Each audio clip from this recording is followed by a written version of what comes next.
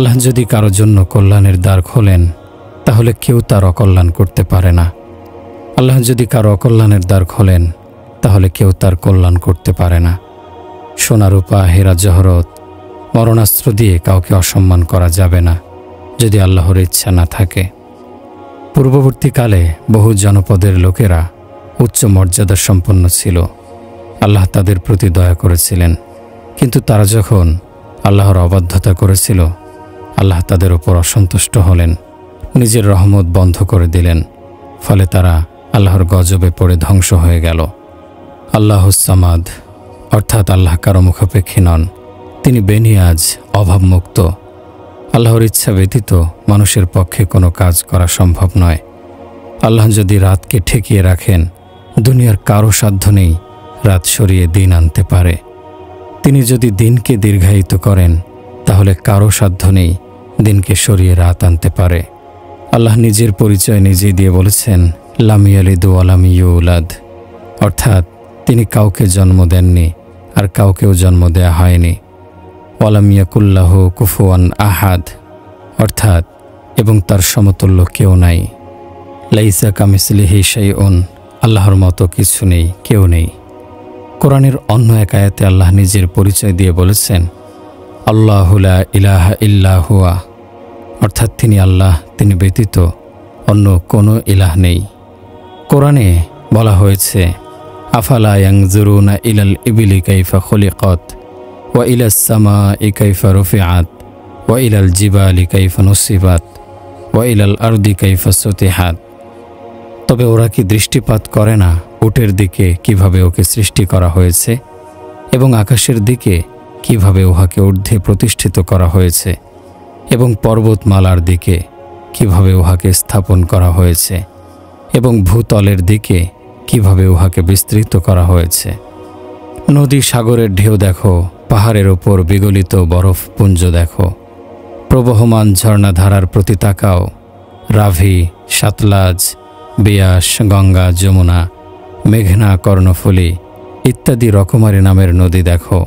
ফোরাত, নীল নদ, দজলা, ঝিলাম, সিন্ধু, প্রশান্ত মহাসাগর, লোহিত সাগর, আটলান্টিক মহাসাগর দেখো। পাহাড় থেকে প্রবাহিত ঝর্ণাধারার সৌন্দর্য দেখো। যদি তোমাদের চোখ পবিত্র, পরিচ্ছন্ন, নিষ্পাপ হয়ে থাকে তবে সৃষ্টির এসব দৃশ্যের মধ্যে মহাপরাক্রমশালী সর্বশক্তিমান আল্লাহকে দেখতে পাবে, বুঝতে পারবে তিনি এক অদ্বিতীয়। মায়ের পেটে আল্লাহ আমার আপনার বিশ্বের সব মানুষের আকৃতি তৈরি করেছেন। কখনো কন্যা সন্তান, কখনো পুত্র সন্তান সৃজন করেছেন। সাদা, কালো, শ্যামবর্ণ, আফ্রিকার, আমেরিকান, এশিয়ান, দুর্বল, শক্তিমান সৃষ্টি করেছেন। জমিনকে সমতল করেছেন, আকাশকে সুউচ্চ করেছেন, পাহাড়কে শক্ত করেছেন, বাতাসকে শীতল করেছেন, পানিকে কখনো করেছেন লবণাক্ত, কখনো করেছেন মিঠা। ফেরেশতাদের নূর দিয়ে, মানুষকে মাটি দিয়ে, জিনদের আগুন দিয়ে সৃষ্টি করেছেন। জিনদের মানুষদের চোখের আড়ালে রেখেছেন। ওদের মধ্যে কাফের আছে, মুসলমান আছে। প্রজাপতির পাখার সৌন্দর্যের প্রতি তাকাও, আল্লাহর কুদরত দেখতে পাবে। ময়ূরের সৌন্দর্য দেখনি? ময়ূরের পাখার বিস্তার, ময়ূরের নাচ কখনো দেখনি? তোতা পাখির সৌন্দর্য দেখো। হিমালয় পর্বতের উচ্চতার কথা চিন্তা করো। এসব দেখো, এতেই আল্লাহর কুদরতের প্রমাণ পেয়ে যাবে। গভীর গহীন জঙ্গলের প্রতি তাকাও। বাঘ, সিংহ, ভাল্লুক, খরগোশ আরও কত রকমের পশু দেখতে পাবে। উর্বর ভূমি, বিরান ভূমি, দিগন্ত বিস্তৃত মরুভূমির প্রতি তাকাও। এসব দেখে বুঝতে পারবে সর্বশক্তিমান আল্লাহ কত নিপুণ শিল্পী, কত শক্তিমান। নিজেকে পরিচ্ছন্ন করো, তারপর আল্লাহকে ডাকো। কবি লিখেছেন, হার তামান্না দিল সে রুখসত হো গই, আব তো আজা, আব তো খোলায়াত হো মেরি। অর্থ মনের সকল আশা আকাঙ্ক্ষা বিদায় নিয়েছে, এবার তুমি আসো, এখন তো আমি নিঃসঙ্গ, একা। অপরিষ্কার ঘরে কেউ মেহমানকে ডাকে না। গরিব লোকেরাও ঘর দুয়ার পরিষ্কার করেই মেহমানকে বসতে দেয়। এমত অবস্থায় অপরিচ্ছন্ন নোংরা মনে কি করে আল্লাহকে স্থান দেবে? দুনিয়ার প্রতি ভালোবাসায় যে মন আচ্ছন্ন, যে মন নোংরামিতে পূর্ণ, যে মনে শয়তানের কুমন্ত্রণা বিদ্যমান, সে মনে আল্লাহ আসবেন না। এসো ভাই, নিজের অন্তরকে পরিষ্কার পরিচ্ছন্ন করি, আল্লাহর সঙ্গে সম্পর্ক স্থাপন করি, আল্লাহকে চিনি। সূরা ফাতিহায় আল্লাহ শিখিয়েছেন ইয়াকা না'বুদু, অর্থাৎ আমরা আপনারই ইবাদত করি।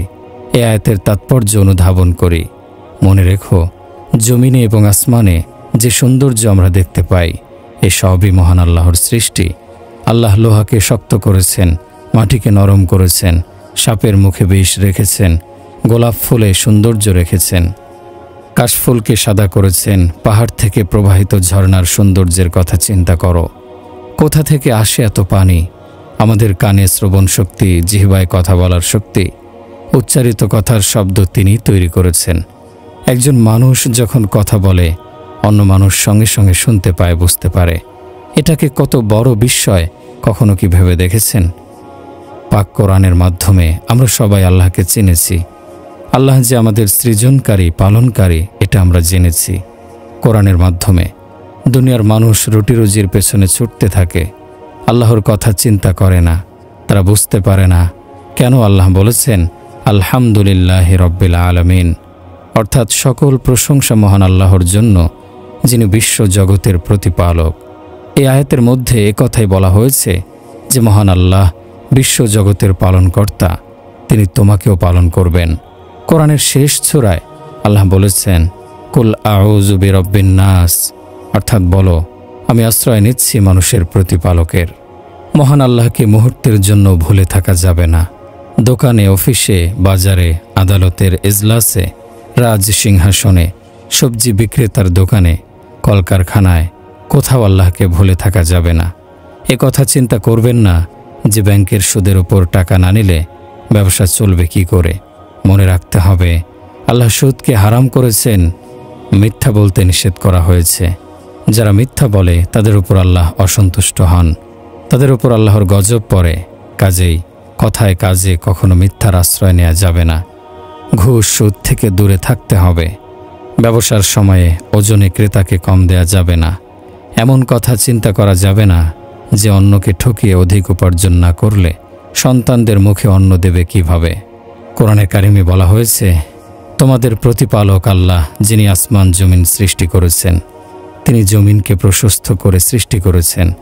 প্রাণবান, নিষ্প্রাণ, সবাক, নির্বাক সবাইকে সৃষ্টি করেছেন। তার সৃষ্টির মধ্যে বৈচিত্র্য রয়েছে। তার সৃষ্টির মধ্যে কেউ পায়ে হাঁটে, কেউ বুকে হেঁচড়ে চলাচল করে, কেউ পানিতে সাঁতার কাটে, কেউ ডাঙায় ছুটে বেড়ায়। সব কিছুই আল্লাহর বিচিত্র সৃষ্টির পরিচয় প্রকাশ করে। আল্লাহ তার সৃষ্টির প্রতি ক্ষণিকের জন্য অমনোযোগী নন। তিনি সব সময় তার সৃষ্টির প্রতি খেয়াল রাখেন, তাদের কথা শুনতে পান, তাদের ভালো মন্দ দেখতে পান। তিনি মানুষ, জিন, পশু পাখি কারো ব্যাপারে উদাসীন নন। আল্লাহ শূকরকে নাপাক করে সৃষ্টি করেছেন, পিপীলিকাকে ক্ষুদ্র করে সৃষ্টি করেছেন। এদের কারো ব্যাপারে তিনি অমনোযোগী নন। আল্লাহ মানব জাতি সম্পর্কে কোরআনে বলেছেন খলাকল ইনসানা জাইফা, অর্থাৎ মানুষকে দুর্বল করে সৃষ্টি করা হয়েছে। নিজের পরিচয় দিতে গিয়ে আল্লাহ বলেছেন হুয়ার রাজ্জাকু যুল কুওয়াতিল মাতিন, আল্লাহ শক্তিশালী রিজিকদাতা। নিজের ৯৯টি নামের মধ্যে কয়েকটি নাম হচ্ছে আল মুহাইমিনু, আল আজিজু, আল জব্বারু, আল মুতাকাব্বারু। এসব নামের অর্থ, আল মুহাইমিনু অর্থ রক্ষক, আল আজিজু অর্থ মহাপরাক্রমশালী, আল জব্বারু অর্থ মহাশক্তিশালী, আল মুতাকাব্বির অর্থ মহাগৌরবান্বিত। আল্লাহ বলেছেন হে মানুষ, তোমরা আমার সঙ্গে সম্পর্ক স্থাপন করো, এতে অন্য কারো প্রতি তোমাদের মুখাপেক্ষী হতে হবে না।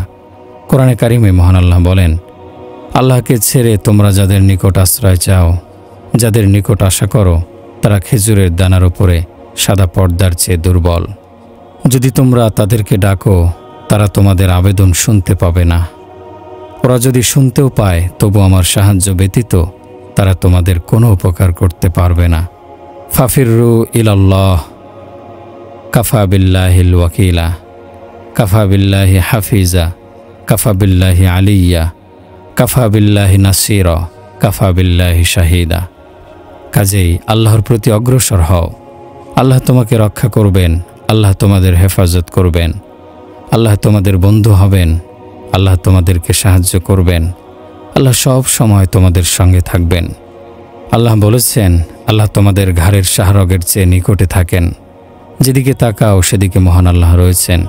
কোরআনে কারিমে আল্লাহ বলেছেন, রব্বুল মাশরিকাইনি ও রব্বুল মাগরিবাইন, তিনি দুই উদয়াচলের এবং দুই আস্তাচলের রব।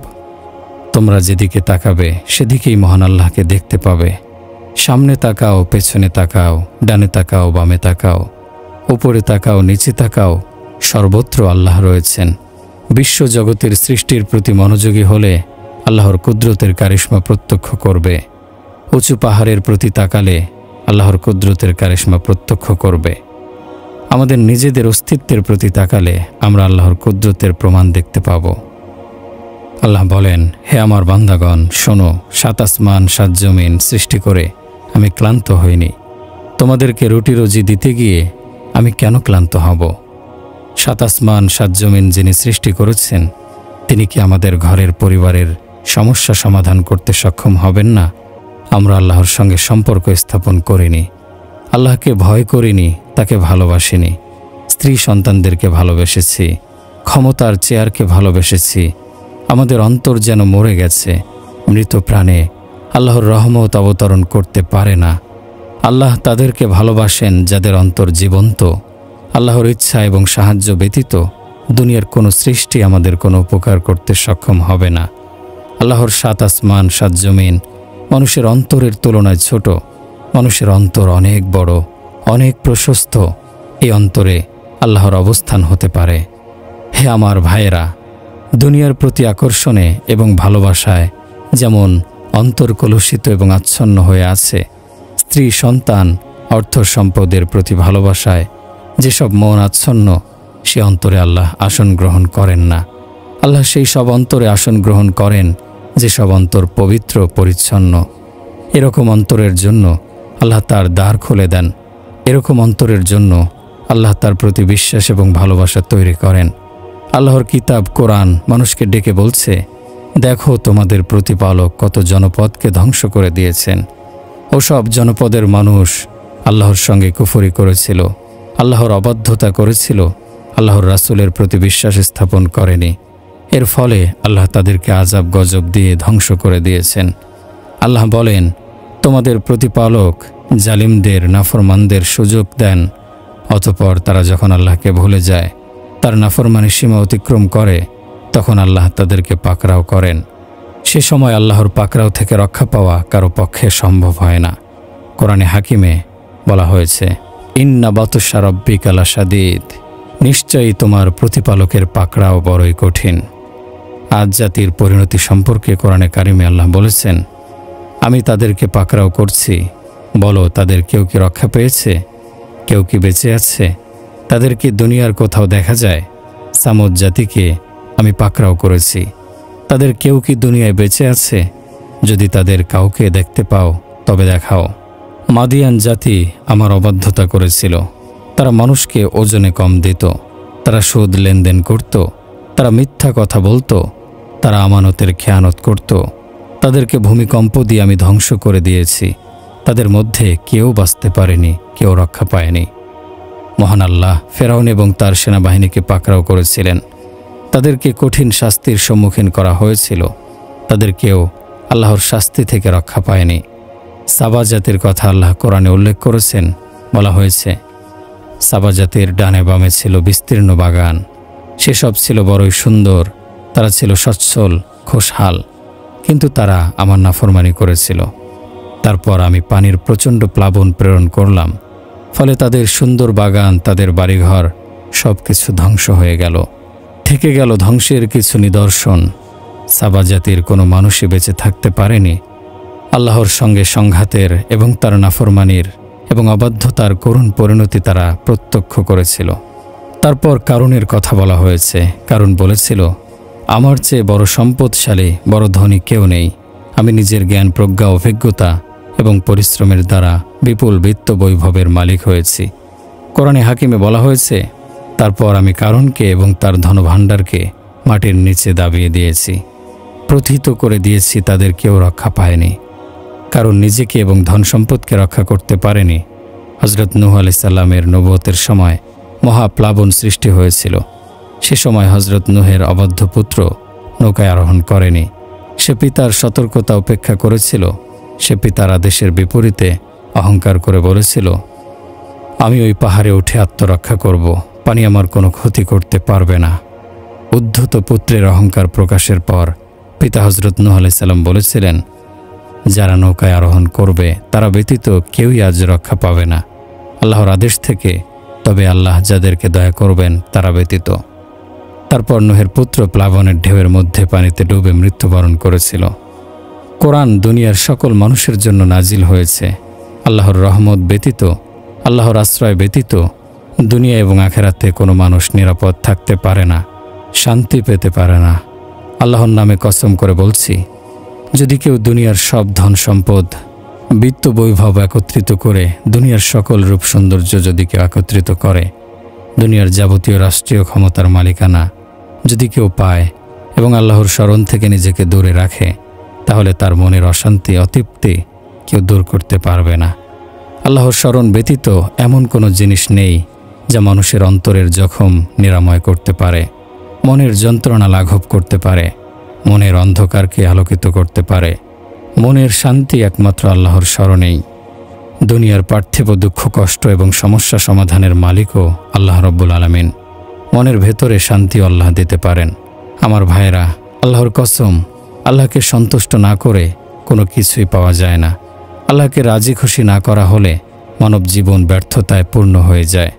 আল্লাহ সন্তুষ্ট হলে সব কিছু পাওয়া যেতে পারে। যদি আল্লাহ নারাজ হন, নাখোশ হন, অসন্তুষ্ট হন, তবে দুনিয়া এবং আখেরাতে মানুষের জীবন বৃথা হয়ে যায়, ব্যর্থ হয়ে যায়। যদি আমাদের কাউকে ফাঁসি দেয়া হয়, যদি করাত দিয়ে মাথা থেকে পা পর্যন্ত চিরে ফেলা হয়, যদি দেহ কেটে টুকরো টুকরো করে দেয়া হয়, যদি প্রজ্বলিত দাও দাও করা আগুনে কাউকে পুড়িয়ে ফেলা হয়, আর যদি বংশধরদের চোখের সামনে হত্যা করা হয়, এ সময় আল্লাহ যদি সন্তুষ্ট থাকেন, তাহলে জীবন সফলতা, সার্থকতার ফুলে ফুলে সুশোভিত হবে। কোরআনের সূরা বুরুজে মহান আল্লাহ একটি ঘটনার বিবরণ দিয়েছেন। বলা হয়েছে, অস-সামা ইযাতিল বুরুজ, শপথ বুরুজ বিশিষ্ট আকাশের। তারপর বলা হয়েছে, এবং প্রতিশ্রুত দিবসের শপথ দ্রষ্টা ও দৃষ্টের। ধ্বংস হয়েছিল কুণ্ডের অধিপতিরা, ইন্ধনপূর্ণ যে কুণ্ডে ছিল অগ্নি, যখন ওরা এর আশেপাশে উপবিষ্ট ছিল এবং ওরা মুমিনদের সঙ্গে যা করেছিল তা প্রত্যক্ষ করছিল। ওরা তাদেরকে নির্যাতন করেছিল শুধু এই কারণে যে তারা বিশ্বাস করত পরাক্রমশালী ও প্রশংসিত আল্লাহকে। আকাশমণ্ডলী ও পৃথিবীর সর্বময় কর্তৃত্ব যার, আর আল্লাহ সর্ববিষয়ে দ্রষ্টা। আমার ভাইয়েরা, আল্লাহর জন্য বেঁচে থাকা এবং আল্লাহর জন্য মৃত্যুবরণ করাই আমার জীবনের উদ্দেশ্য ও লক্ষ্য। আল্লাহর নবীর সুন্নাত আজ চারিদিকে উপেক্ষিত হচ্ছে। শুধু রাসূলের নাত পাঠ করেই তার প্রতি ভালোবাসার প্রকাশ ঘটানো যায় না। বর্তমানে ঘরে নবীর সুন্নাতকে উপেক্ষা করা হচ্ছে। নারী পুরুষ সবাই নবীর সুন্নাহ পালনে অমনোযোগী। ঘরে ঘরে গীবত, পরনিন্দার প্রসার লক্ষ্য করা যায়। বেপর্দা অবস্থায় নারীগণ পথে বের হয়, বাজারে যায়, অফিসে যায়। মিথ্যাচার চলে কথায় এবং কাজে। গালিগালাজের প্রশ্রবণ লক্ষ্য করা যায়। নাচ গানের আয়োজন করা হয় এখানে ওখানে। আল্লাহ এবং তার রাসূলের প্রতি ভালোবাসা দেখিয়ে আমরা হারাম ত্যাগ করতে ব্যর্থ হচ্ছি। মিথ্যা কথা বলা, কাজের মধ্যে মিথ্যার পরিচয় রোধ করা সম্ভব হচ্ছে না। রাসূলের নিরাপত্তার জন্য সাহাবী আবু তালহা ঢালস্বরূপ নিজেকে উৎসর্গ করেছিলেন। তার কোমরে শত্রুদের নিক্ষিপ্ত তীর এসে বিদ্ধ হচ্ছিল, তার হাতে এসে তীর বিদ্ধ হচ্ছিল। হযরত কাতাদা ইবনে নোমানের চোখে শত্রুদের নিক্ষিপ্ত তীর এসে বিদ্ধ হয়েছিল। আল্লাহর রাসূল দোয়া করলেন, হে আল্লাহ, কাতাদার চোখ আপনার নবীর নিরাপত্তার জন্য নষ্ট হয়েছে, আপনি তার এই চোখকে অন্য চোখের চেয়ে বেশি সুন্দর করে দিন। রাসূলের এই দোয়ার সঙ্গে সঙ্গে আল্লাহ কবুল করেছিলেন। কাতাদার আহত চোখ অন্য চোখের চেয়ে সুন্দর দেখাচ্ছিল। আমরা শরীয়তের অনুসরণ করে হারাম জিনিস ত্যাগ করতে রাজি হই না। কিছু স্লোগান দিয়ে নিজেদের রাসূলের আশিক প্রমাণ করতে চাই, অথচ ইমাম হুসাইন রাদিয়াল্লাহু আনহু কারবালা প্রান্তরে সব পরিবারে আত্মদান করেছিলেন। দ্বীনের প্রতি আল্লাহ এবং তার রাসূলের আদর্শের প্রতি তার ভালোবাসা এবং আত্মত্যাগ ছিল অতুলনীয়। আমার ভাইয়েরা, মহান আল্লাহ ওয়াদা করেছেন তিনি দুই রকমের আনন্দ, দুই রকমের দুশ্চিন্তা একত্র করবেন না, দুই রকমের অস্থিরতা একত্র করবেন না।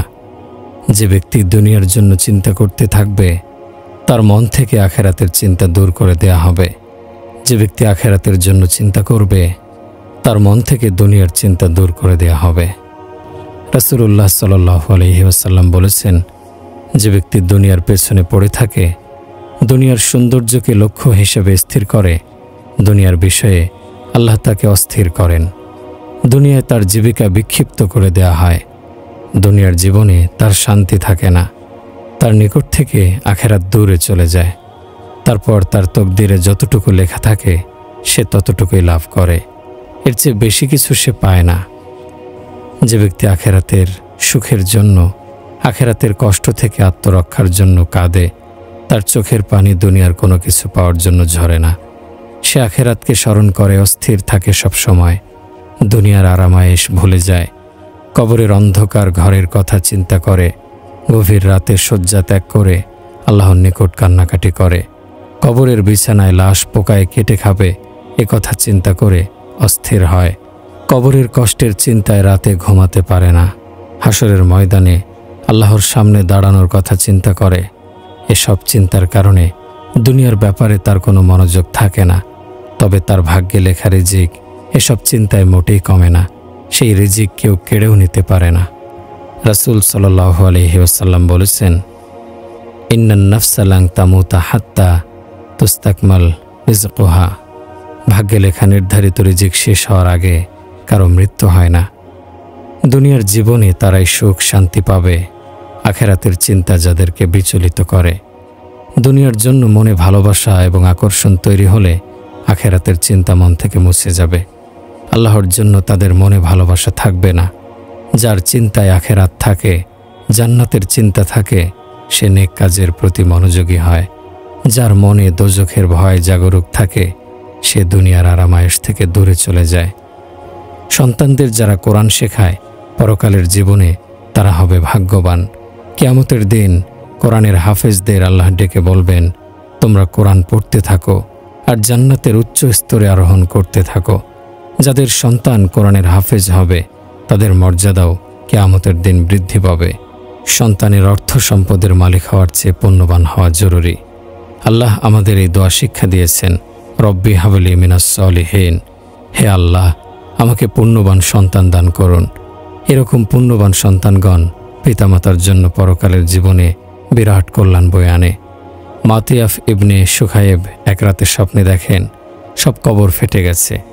কবর থেকে মুর্দাগণ বের হয়ে নেকি খুঁজে জড়ো করছে। আর একজন লোককে দেখলাম নিশ্চিন্তে একটি গাছের নিচে বসে আছে। আমি তাকে বললাম, আপনি নেকি খুঁজে জড়ো করছেন না কেন? লোকটি বলল, আমার ছেলে কোরআনে হাফেজ, সে প্রতিদিন এক খতম কোরআনের সওয়াব আমার জন্য পাঠায়, এ কারণে আমার চিন্তা নেই। তার ছেলে কোথায় থাকে, কি করে প্রশ্ন করায় জানালো সে অমুক বাজারে গুড়ের ব্যবসা করে। স্বপ্নের বিবরণ অনুযায়ী পরদিন আমি গুড় ব্যবসায়ীকে খুঁজে বের করলাম। দেখলাম সে গুড় বিক্রি করছে আর ক্রেতাদের সঙ্গে কথা বলার ফাঁকে কি যেন পাঠ করছে। জিজ্ঞাসা করায় বলল, আমি প্রতিদিন এক খতম কোরআন পড়ি এবং আমার পিতার রুহের জন্য বকশিশ করি। কিছুদিন পর আবার স্বপ্নে দেখি যে গাছের নিচে বসে থাকা ব্যক্তিও নেকি খুঁজে জড়ো করছে। এর কারণ জিজ্ঞাসা করায় জানালো, আমার জন্য এখন আর আগের মতো সওয়াব আসে না, কারণ আমার পুত্র সন্তানের মৃত্যু হয়েছে। কোরআন এক অমূল্য সম্পদ, মানুষের জন্য আল্লাহর দেয়া নিয়ামত। জীবনে মরণে এর উপকারিতা অতুলনীয়। একটি শিশু যখন মক্তবে যায় এবং কারি সাহেব তাকে বিসমিল্লাহির রহমানির রহিম পড়ান, তখন প্রথমে কারি সাহেবকে আল্লাহ ক্ষমা করে দেন, তারপর সেই শিশুকে ক্ষমা করেন, তারপর তার পিতামাতাকে ক্ষমা করেন। কোরআনের পরিচয় দিতে গিয়ে আল্লাহ বলেন, লা রাইবা ফিহ, এই কিতাবে কোনো সন্দেহ সংশয় নেই। সূরা ইয়াসিনের শুরুতে আল্লাহ বলেছেন, ইয়াসিন ওয়াল কুরআনিল হাকিম, অর্থাৎ হে ইয়াসিন, কোরআনে হাকিমের কসম। কোরআন আরশে আজিমে লৌহে মাহফুজে সংরক্ষিত রয়েছে। দুনিয়ার কোনো শক্তি কোরআনকে নিশ্চিহ্ন করতে সক্ষম হবে না। আল্লাহ স্বয়ং এই পবিত্র গ্রন্থ হেফাজত করেন। হাদিসে রয়েছে, আল্লাহ যদি কোরআনের আসল রূপে লৌহে মাহফুজে অবতীর্ণ করতেন, তাহলে লৌহে মাহফুজ ভেঙে খান খান হয়ে যেত। অথচ লৌহে মাহফুজের দৈর্ঘ্য আসমান জমিনের চেয়ে বড়। এই কোরআন আল্লাহ আমাদের নবীর উপর নাজিল করেছেন। নবীর হৃদয়ে এই কোরআনকে আত্মস্থ করেছে। নাপাক ব্যক্তির জন্য কোরআন স্পর্শ করা নিষিদ্ধ। কারণ কোরআনে আল্লাহ বলেছেন, শুধুমাত্র পবিত্র পরিচ্ছন্ন ব্যক্তিগণই এই কোরআন স্পর্শ করতে পারবে, অন্য কেউ পারবে না। কোরআন যদি পাহাড়ের ওপর নাজিল হতো, তাহলে আল্লাহর ভয়ে পাহাড় চূর্ণ বিচূর্ণ হয়ে যেত। এ সম্পর্কে মহান আল্লাহ বলেন, যদি আমি এই কোরআন পাহাড়ের ওপর অবতীর্ণ করতাম, তবে তুমি উহাকে আল্লাহর ভয়ে বিনীত এবং বিদীর্ণ দেখতে পেতে। এত পরাক্রম সম্পন্ন কোরআন আমাদের নবীর ওপর অবতীর্ণ হয়েছে এবং তিনি তা আত্মস্থ করেছেন। আমার ভাইয়েরা, কোরআন আল্লাহর রচিত কিতাব। আল্লামা জারকশি বলেছেন, কোরআনের অন্য কোনো নাম রাখা হলে নাম রাখতে হতো হাজা বালাগুল লিন্নাসি, অর্থাৎ মানুষের নিকট পৌঁছানোর বার্তা। এই কোরআন যদি অবতীর্ণ না হতো, তাহলে আমরা আমাদের সৃষ্টিকর্তা আল্লাহর পরিচয় পেতাম না। মানব জীবনের উদ্দেশ্য এবং লক্ষ্য সম্পর্কে আমরা কিছুই জানতাম না। মৃত্যুর পরের অনন্তকালের জীবন সম্পর্কে আমরা কোনো ধারণাই পেতাম না। সত্য কি, মিথ্যা কি, হালাল কি, হারাম কি, কিছুই জানতাম না। সম্মান অসম্মান সম্পর্কে আমাদের কোনো ধারণা হতো না। সফলতা ব্যর্থতা কাকে বলে আমরা জানতাম না। শিরক এবং তাওহীদের পার্থক্য আমরা বুঝতাম না। নবী মুহাম্মদ সাল্লাল্লাহু আলাইহি ওয়াসাল্লামের অন্তরে আল্লাহ কোরআন অবতীর্ণ করেছেন। রব্বুল আলামিন আল্লাহর নিকট থেকে জিবরাইল ফেরেশতা রাসূল সাল্লাল্লাহু আলাইহি সাল্লামের নিকট কোরআন নিয়ে এসেছেন। কোরআনে বলা হয়েছে, আলা কলবিকা, অর্থাৎ রাসূল, আমি আপনার অন্তঃকরণে এই কোরআন নাজিল করেছি। আরবি ভাষায় কোরআন নাজিল করা হয়েছে। মানুষের নিকট প্রচারের জন্য, মানুষের শিক্ষার জন্য এই কোরআন নাজিল করা হয়েছে। এই কোরআন মানুষকে সহজ সরল সঠিক পথ প্রদর্শন করে। সকল আসমানি কিতাবের মর্মকথা হচ্ছে কোরআন। আমার ভাইরা, সকল আসমানি কিতাবের নির্যাস এবং মর্মকথা হচ্ছে কোরআনুল কারীম। এই কোরআনের নির্যাস হচ্ছে সূরা ফাতিহা, আর সূরা ফাতিহার নির্যাস হচ্ছে এই আয়াত, ইয়্যাকা না'বুদু ওয়া ইয়্যাকা নাস্তাঈন। আমরা শুধু তোমারই ইবাদত করি, শুধু তোমারই সাহায্য প্রার্থনা করি। কোরআনের সকল আসমানি কিতাবের মর্মকথা বর্ণিত হয়েছে। রাসূলুল্লাহ সাল্লাল্লাহু আলাইহি ওয়াসাল্লাম বলেছেন, তাওরাতের পরিবর্তে আমাকে সূরা ফাতিহা দেয়া হয়েছে, ইনজিলের পরিবর্তে সূরা মায়েদা দেয়া হয়েছে, জবুরের পরিবর্তে হামিম শব্দ সম্বলিত 7টি সূরা দেয়া হয়েছে। সূরা ফাতিহা হচ্ছে কোরআনের নির্যাস। সকল আসমানি কিতাবের মর্মকথা হচ্ছে তাওহীদ, রিসালাত এবং আখিরাত। মহান আল্লাহ সূরা ফাতিহার মধ্যে তাওহীদের বিবরণ দিয়েছেন। বলা হয়েছে আর রহমানির রহিম, অর্থাৎ যিনি দয়াময়, পরম দয়ালু। আখিরাতের বিবরণ দিয়ে বলা হয়েছে মালিক ইয়াউমিদ্দিন, অর্থাৎ কর্মফল দিবসের মালিক। কিয়ামতের বিবরণ দিয়ে বলা হয়েছে সিরাতাল্লাযীনা আনআমতা আলাইহিম, অর্থাৎ তাদের পথ যাদের তিনি অনুগ্রহ করেছেন। তাওহীদ ও রিসালাত আমাদের জন্য আখিরাতের জীবনের প্রয়োজন পূরণ করে। সূরা ফাতিহার একটি আয়াতকে উলামায়ে কেরাম কোরআনের মর্মকথা হিসেবে অভিহিত করেছেন। হযরত আদম আলাইহিস সালাম থেকে আমাদের নবী পর্যন্ত যত আসমানি কিতাব অবতীর্ণ হয়েছে, যত সহিফা অবতীর্ণ হয়েছে, সবগুলোর মর্মকথা হচ্ছে এই আয়াত, ইয়্যাকা না'বুদু ওয়া ইয়্যাকা নাস্তাঈন। আমরা শুধু তোমারই ইবাদত করি, শুধু তোমারই সাহায্য প্রার্থনা করি। কোরআনের এই আয়াতের মাধ্যমে আমার আপনার জীবনের মর্মকথা জানিয়ে দেয়া হয়েছে। অর্থাৎ আমাদের দুনিয়ায় আসার উদ্দেশ্য হচ্ছে আল্লাহর বন্দেগী করা, আল্লাহকে সন্তুষ্ট করা, নিজেদের সকল রকমের প্রয়োজনের সময় মহান আল্লাহর নিকট সাহায্য প্রার্থনা করা হচ্ছে আমাদের কর্তব্য। অর্থাৎ আল্লাহ ব্যতীত অন্য কারো নিকট সাহায্য প্রার্থনা করা তাওহীদের শিক্ষার পরিপন্থী, কোরআনের শিক্ষা ও আদর্শের পরিপন্থী। কোরআনে বলা হয়েছে লা তাদউ মা'আল্লাহি আহাদ, অর্থাৎ আল্লাহ ব্যতীত অন্য কাউকে তোমরা ডাকবে না। আল্লাহ ঘুমান না, ক্লান্ত হন না। আল্লাহর মৃত্যু নেই, তিনি চিরঞ্জীব, তিনি অদৃশ্য। আল্লাহ কোনো কাজ সম্পাদনের জন্য কাউকে তারিখ দেন না। আল্লাহ এ কথা বলেন না, আমি আজ ক্লান্ত, তোমরা আগামীকাল আসো। নিজের ব্যস্ততার কারণে আল্লাহ কাউকে পরে আসতে বলেন না, বরং আল্লাহ সব সময় বিদ্যমান এবং বর্তমান। তিনি পূর্ব, পশ্চিম, উত্তর, দক্ষিণ সর্বত্র রয়েছেন। আকাশে, জমিনে সর্বত্র তার অবস্থান রয়েছে। তিনি আমাদের ঘাড়ের শাহরগের চেয়েও নিকটবর্তী থাকেন। আমরা যেখানে থাকি তিনি আমাদের সঙ্গে থাকেন। আমার ভাইয়েরা, কোরআন আমাদেরকে বলেছে ইয়্যাকা না'বুদু, তোমরা আমারই ইবাদত করো এবং আমার নিকটেই সাহায্য প্রার্থনা করো। যে সত্তার ইবাদত বন্দেগী করতে হবে, সেই সত্তাকে সর্বাগ্রে চিনতে হবে। আমরা তো আল্লাহকে চিনতাম না। মহান আল্লাহ নিজেই নিজের পরিচয় আমাদের নিকট প্রকাশ করেছেন। মহান আল্লাহ শুধু একভাবে নয়, নানাভাবে নিজের পরিচয় দিয়েছেন। সুউচ্চ আকাশ, বিশাল জমিন, পাহাড় পর্বত, নদী সাগরের ঢেউ, বৃক্ষ তরুলতা, ফুলফল, পশু পাখি ইত্যাদি যত সৃষ্টি রয়েছে, সকল সৃষ্টি আল্লাহর কুদরতের কারিশমা প্রকাশ করে চলেছে। আমার ভাইয়েরা, আমাকে কি এমন দুটি চোখ কেউ কিনে দিতে পারেন? যে চোখ কখনো কোনো বেগানা নারীর প্রতি তাকায়নি, যে চোখ বেহায়াপনার ঝলক দেখা যায়নি, যে চোখে কামনা বাসনা কখনো ঝিলিক দিয়ে ওঠেনি, যে চোখ পথে ঘাটে বেগানা নারী দেখা মাত্র নিচু হয়ে গেছে। এরকম নিষ্পাপ চোখ কেউ কি আমাকে এনে দিতে পারবে?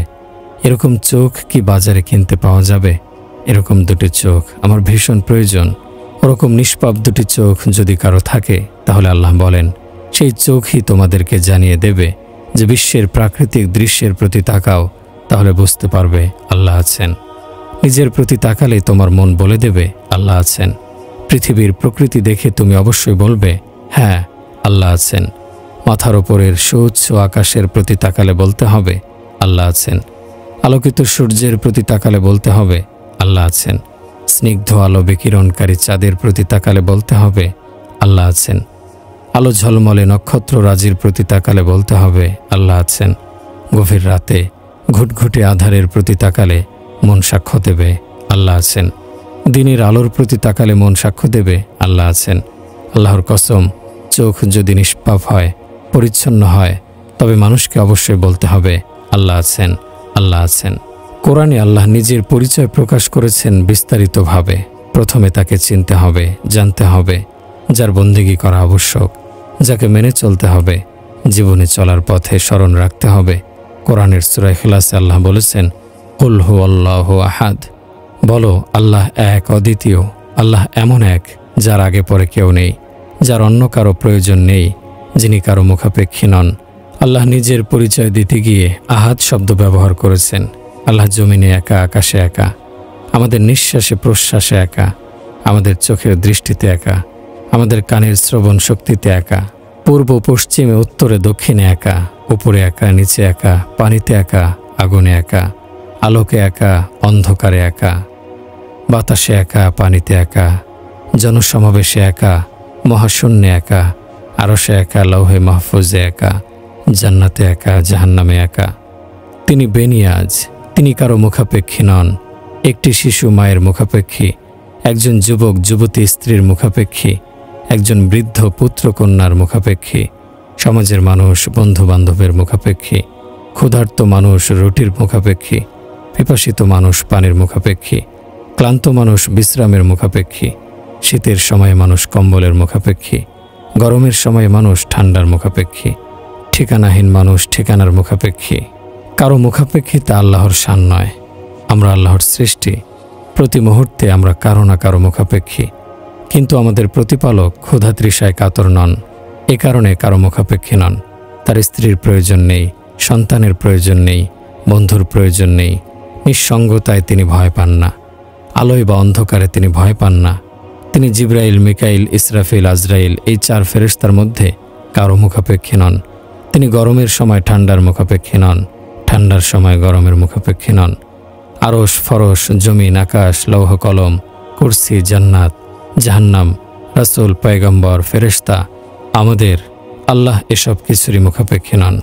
সব কিছুর ভাণ্ডার আল্লাহর নিকটে রয়েছে। আল্লাহুস সামাদ, অর্থাৎ আল্লাহ কারো মুখাপেক্ষী নন। আল্লাহ অন্য সবাইকে বাদ দিয়ে সব কিছু করতে পারেন, কিন্তু আল্লাহকে বাদ দিয়ে কেউ কিছু করতে পারে না। মানুষের চাহিদা এবং প্রয়োজন আল্লাহ পূরণ করেন। আল্লাহ যা চান না সেটা কোনো মানুষের চেষ্টায় সফল হয় না। আল্লাহ যদি কাউকে উঠাতে চান, কেউ তাকে বসাতে পারে না। আল্লাহ যাকে বসাতে চান, কেউ তাকে উঠাতে পারে না। আল্লাহ যাকে সম্মান দিতে চান, কেউ তাকে অসম্মানিত করতে পারে না। আল্লাহ যাকে অসম্মানিত করতে চান, কেউ তাকে সম্মানিত করতে পারে না। আমাদেরকে ইউরোপ, আমেরিকা, এশিয়া, অস্ট্রেলিয়া অসম্মানিত করেনি, বরং যা করার আল্লাহ করেছেন। কারণ কোরআনে বলা হয়েছে, কুলিল্লাহুম্মা মালিকাল মুলকি তুতিল মুলকা মান তাশা ওয়া তানজিউল মুলকা মিম্মান তাশা ওয়া তুইজ্জু মান তাশা ওয়া তুযিল্লু মান তাশা। বলো, হে সর্বভৌম শক্তির মালিক আল্লাহ, তুমি যাকে ইচ্ছা ক্ষমতা প্রদান করো এবং যার নিকট থেকে ইচ্ছা ক্ষমতা কেড়ে নাও। যাকে ইচ্ছা তুমি সম্মান দান করো আর যাকে ইচ্ছা তুমি অসম্মানিত করো। সর্বভৌম ক্ষমতার মালিক আল্লাহ, যিনি যাকে ইচ্ছা করেন ক্ষমতায় বসান, যাকে ইচ্ছা করেন ক্ষমতা থেকে অপসারিত করেন। তিনি ইচ্ছে করলে অত্যাচারীকে ক্ষমতায় বসান, ইচ্ছে করলে ন্যায়পরায়ণকে ক্ষমতায় বসান। তিনি কাউকে অসম্মানিত করতে চাইলে কেউ তাকে সম্মানিত করতে পারে না। তিনি কাউকে অসম্মানিত করতে চাইলে কেউ তাকে সম্মানিত করতে পারে না। আমার ভাইয়েরা, আজ আমি চাই আপনারা তাওবা করে এখান থেকে বিদায় নেবেন। কত বছর কেটে গেছে, আপনারা দুনিয়ার মোহে অন্ধ হয়ে জীবন কাটিয়েছেন। ভাইয়েরা আমার, চারিদিকে আল্লাহর আদেশের লঙ্ঘন দেখা যাচ্ছে। মোহাম্মদী শরীয়তের অবমাননা হচ্ছে, কেউ এতে ব্যথিত হচ্ছে না। অথচ বাজারে কোনো জিনিসের মূল্য 4 আনা কমে গেলে ব্যবসায়ীদের মুখ কালো হয়ে যায়, তাদের চোখের ঘুম হারাম হয়ে যায়। আল্লাহ বলেছেন, ফাইনা তাজহাবুন, তোমরা কোথায় যাচ্ছ? এসো এসো, আমি তোমাদের জায়গা দেব। আমি তোমাদের জন্য অপেক্ষায় আছি। যে মাটিতে ব্যভিচার করা হয় সে মাটি কাঁপতে থাকে। যে মাটিতে মদ পান করা হয়, জুয়া খেলা হয়, সে মাটি আল্লাহর নিকট আবেদন করে, হে আল্লাহ, অনুমতি দিন, ওদেরকে ধ্বংস করে দেই। আল্লাহ বলেন, থামো। আকাশের ফেরেশতারা অবাধ্য লোকদের ধ্বংস করে দিতে চায়, সমুদ্রের তরঙ্গ অবাধ্যদের ধ্বংস করে দিতে চায়। আল্লাহ বলেন, তোমরা থামো, আমি আমার বান্দাদের তাওবার অপেক্ষায় আছি। যখনই তারা তাওবা করবে তখনই আমার রহমতের দুয়ার তাদের জন্য খুলে যাবে। তাওবা করার জন্য বয়স নির্দিষ্ট নেই, সময় নির্দিষ্ট নেই। যে কোনো বয়সে, যে কোনো সময়ে বান্দা আল্লাহর নিকট তাওবা করতে পারে। নৃত্যশিল্পী, খনি, জুয়ারি, মদ্যপায়ী, ব্যভিচারী, ডাকাত যারাই তওবা করবে আল্লাহ তাদের তওবা কবুল করবেন। এই শ্রেণীর কোনো লোককে আপনারা ঘৃণা করবেন না, কারণ তারা তওবা করে অল্প সময়ে আল্লাহর নৈকট্য লাভে সক্ষম হবে। ফোজাইল ইবনে আয়াজ একজন ডাকাত ছিলেন, কিন্তু তিনি তওবা করে আল্লাহর ইবাদত শুরু করেন। তারপর সেকালের অলিদের মধ্যে অন্যতম শ্রেষ্ঠ অলি হয়েছিলেন। মা সন্তানকে যেমন স্নেহ করে, আল্লাহ তার বান্দাদের তার চেয়ে অধিক স্নেহ করেন, অধিক ভালোবাসেন। দুনিয়ার সকল মায়ের মমতা স্নেহ একত্রিত করা হলেও মহান আল্লাহর স্নেহ ভালোবাসার সমান হবে না। আল্লাহ বলেন, আমি নিজে মানুষ সৃষ্টি করেছি, কিভাবে তাদের শাস্তি দেব? আমি তো তাদের তওবা করার জন্য অপেক্ষা করছি।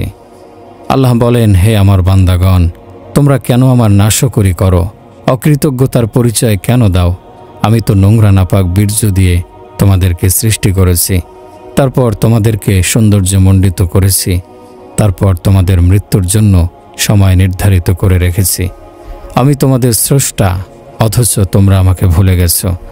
আমি তোমার পালনকারী, অথচ তোমরা আমাকে ভুলে গেছো। যখনই তওবা করবে আল্লাহ তখনই কবুল করবেন। একথা খোঁটা দিবেন না যে এতদিন কেন আসনি, এতদিন কোথায় ছিলে? আসুন ভাইরা, আল্লাহর সঙ্গে সমঝোতা করুন, আল্লাহকে মানিয়ে নিন, আল্লাহর সামনে নত হন। কালেমার এটাই দাবি, যারা জাকাত দেয় না, যারা সুদ খায়, যারা মদ পান করে, যারা জুয়া খেলে, যারা ব্যভিচার করে, আল্লাহ তাদের প্রতি অসন্তুষ্ট হন। কিন্তু এরাই তওবা করে আল্লাহর প্রিয় পাত্রে পরিণত হতে পারে। আমার ভাইরা, আল্লাহর নবী বলেছেন, যে ব্যক্তি পিতামাতার নাফরমানি করেছে তার উপর আল্লাহর লানত। জমিন আসমান তার উপর লানত করে, ফেরেশতারা লানত করে। তার নামাজ কবুল হয় না, রোজা কবুল হয় না, দান খয়রাত সাদাকা কবুল হয় না। আল্লাহ বলেছেন, তোমরা ব্যভিচার করবে না, তোমাদের জন্য পবিত্র পরিচ্ছন্ন সতী পুণ্যবতী স্ত্রীদের রাখা হয়েছে। হারাম বা অবৈধ উপার্জন করতে নিষেধ করা হয়েছে। হারাম উপার্জনের অর্থ সুখ শান্তি দিতে পারে না। হালাল উপায়ে উপার্জন করা অর্থে ডাল রুটি খাওয়া উত্তম। ক্ষুধার কষ্টে পেটে পাথর বেঁধে থাকলেও হারাম খাবে না, হারামের ধারের কাছে যাবে না। আমার ভাইরা, আমরা দোয়া কবুলের জন্য হাত তুলেছি, কিন্তু দোয়া কবুলের পথে কবিরা গুনাহ বাধা সৃষ্টি করেছে। কাজেই তওবা করে কবিরা গুনাহ আগে ক্ষমা করাতে হবে। মহা পরাক্রমশালী আল্লাহ তওবা যদি কবুল করেন তখন বলবেন, যাও, তোমাকে ক্ষমা করে দেয়া হয়েছে। যতই পাপ করা হোক না কেন, আল্লাহর নিকট ক্ষমা চাইলে, তওবা করলে তিনি ক্ষমা করে দেবেন। বনী ইসরায়েলের একজন লোক 99 জনকে হত্যা করার পর একজন আলেমকে জিজ্ঞাসা করল, হুজুর, আমি ৯৯ জন লোককে হত্যা করেছি, এখন তওবা করতে চাই, আমার তওবা কি কবুল হবে? আল্লাহ বলেন, হে বান্দা, এত বড় পাপ করার পরেও যদি তুমি তওবা করো, তবে আমি তোমার অভ্যর্থনার জন্য তৈরি আছি, তুমি কিছুতেই হতাশ হবে না। আমার ভাইরা, অর্থ, সম্পদ, খ্যাতি, যশের দ্বারা মনের শান্তি পাওয়া যাবে না। বহু সম্মানিত ব্যক্তি, বহু খ্যাতিমান এবং বিত্তশালীকে আমি শিশুর মতো কাঁদতে দেখেছি। মনের শান্তি একমাত্র মহান আল্লাহ দিতে পারেন, অন্য কেউ পারে না। মুমিনের অন্তরে আল্লাহ অবস্থান করেন, মুমিনের অন্তরে আল্লাহ নিজের ভালোবাসা স্থাপন করেন, আল্লাহ তার তাজাল্লি ঢেলে দেন। যারা আল্লাহকে পায় তারা সব কিছু পায়, সকল সফলতা তার করায়ত্ত হয়। আল্লাহকে পাওয়ার পর কারো মনে কোনো অনুশোচনা থাকে না, তারা হতাশাময় মৃত্যুবরণ করে না। আল্লাহকে পাওয়ার পর কারো জীবনে ব্যর্থতার অন্ধকার থাকে না। আল্লাহর স্মরণ ক্ষতবিক্ষত মনের সান্ত্বনার প্রলেপ। দুনিয়ার সকল রূপ সৌন্দর্যের মালিকানা পেয়েও মনে শান্তি পাওয়া যায় না। যতক্ষণ আল্লাহকে অন্তরে ধারণ না করা যায়, ততক্ষণ মনের শান্তি থাকে সুদূর পরাহত। আল্লাহর কসম, দুনিয়ার সব রকমের সুরেলা সঙ্গীত শুনেও মনে শান্তি পাওয়া সম্ভব নয়। কোরআনের আয়াত মনে শান্তি স্থাপন করতে পারে। অর্থ, সম্পদ, রাজত্ব, দুনিয়ার জৌলুস, জাকজমক, ঠাটবাট, ঐশ্বর্য, বিলাসিতা, সুন্দরী নারীর ঘনিষ্ঠ সান্নিধ্য, মদ, জুয়া, ব্যভিচার মানুষের মনের শান্তি নিশ্চিত করতে পারে না। দেশ ভ্রমণে বের হয়ে বিভিন্ন মনোরম প্রাকৃতিক দৃশ্য ও অশান্ত মনকে শান্ত করতে পারে না। মনের শান্তির ব্যবস্থা শুধুমাত্র আল্লাহর জিকিরের মাধ্যমে, নামাজের মাধ্যমে নিশ্চিত হতে পারে। যে ব্যক্তি আল্লাহকে পায়নি, সমগ্র বিশ্ব জগৎ ভ্রমণ করেও সে মনে শান্তি পাবে না। সুতাছেঁড়া ঘুড়ির মতো সে হবে উদ্ভ্রান্ত। পাহাড়ি ঝর্ণা, সমুদ্র ভ্রমণ, সৌন্দর্যমণ্ডিত পর্যটন কেন্দ্রসমূহ ভ্রমণ করেও কোনো মঞ্জিল পাওয়া যাবে না যদি আল্লাহকে কেউ না পায়। এরকম পথহারা মুসাফিরের মতো জীবন কাটিয়ে শুধু ব্যর্থতা এবং হতাশার পাল্লায় ভারী হবে। এরকম মানুষের কোনো টার্গেট থাকে না। নোঙর ছেঁড়া নৌকার মতোই এরকম মানুষের জীবন হয়ে পড়ে লক্ষ্যহীন এবং উদ্দেশ্যহীন। বর্তমান বিশ্বের অধিকাংশ মানুষই এরকম লক্ষ্যহীন, উদ্দেশ্যহীন জীবনযাপন করছে। যে ব্যক্তি আল্লাহকে পেয়ে যায় তার জীবন ফুলে ফলে সুশোভিত। ৭ আসমান ৭ জমিনের প্রশস্ততাও তার অন্তরের সমান তুচ্ছ। আল্লাহর আরশও তার সামনে তুচ্ছ। দুনিয়ায় এই রকম সফল মানুষ খুবই কম। লক্ষ কোটি মানুষের মধ্যে হয়তো একজন পাওয়া যাবে। আল্লাহকে না পাওয়া মানুষ হচ্ছে 2 পা বিশিষ্ট পশুর মতো। তবে পার্থক্য হচ্ছে পশুরা কথা বলতে পারে না, মনের ভাব প্রকাশ করতে পারে না, কিন্তু মানুষ মনের ভাব প্রকাশ করতে পারে, কথা বলতে পারে। আমার ভাইয়েরা, মহান আল্লাহই শুধু মানুষকে সাহায্য করতে পারেন। তিনি বিপদ দূর করতে পারেন। মুশকিল আহসানের ক্ষমতাও তারই করায়ত্ত। সেই মহান আল্লাহর নামে কসম করে বলছি, যিনি আমাকে কথা বলার শক্তি দিয়েছেন, যিনি আপনাদের শোনার শক্তি দিয়েছেন, যিনি রাতকে কালো, দিনকে আলোকময় করেছেন, যিনি আকাশকে সুউচ্চ করেছেন, জমিনকে বিছানার মতো বিস্তৃত করেছেন, নদী সমুদ্রকে প্রবাহিত করেছেন, পাহাড়কে পেরেকের মতো জমিনে প্রথিত করেছেন, তিনি ব্যতীত আকাশ জমিনে মুশকিল আহসান করার মতো কেউ নেই। তিনি বিপদ দূর করতে পারেন। সাহায্য তার নিকট থেকে আসতে পারে। মানুষের ডাকে সাড়া দিয়ে তিনি বলেন, লাব্বাইকা, আমি হাজির, আমি উপস্থিত।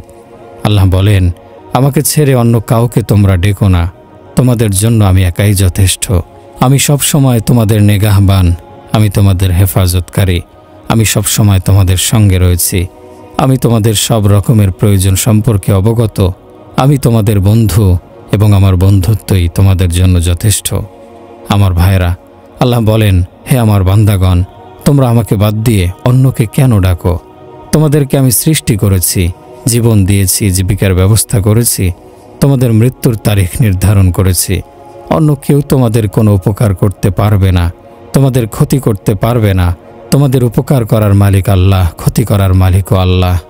তোমাদের মর্যাদা এবং সম্মান দেওয়ার মালিক আল্লাহ, অসম্মানিত এবং অপমানিত করার মালিক আল্লাহ। কোরআনে বলা হয়েছে, আল্লাহ যাকে ইচ্ছা করেন সম্মানিত করেন, যাকে ইচ্ছা করেন অপমানিত করেন। তার হাতেই রয়েছে সকল কল্যাণ। শীতের মৌসুমে আল্লাহ রাতকে দীর্ঘ করেন, দিনকে ছোট করেন। আল্লাহ ব্যতীত কোনো মানুষের পক্ষেই রাত দিনকে ছোট বড় করা সম্ভব নয়। আল্লাহ যদি দিনকে স্থির করে রাখেন, দুনিয়ার কোনো শক্তি রাত আনতে পারবে না।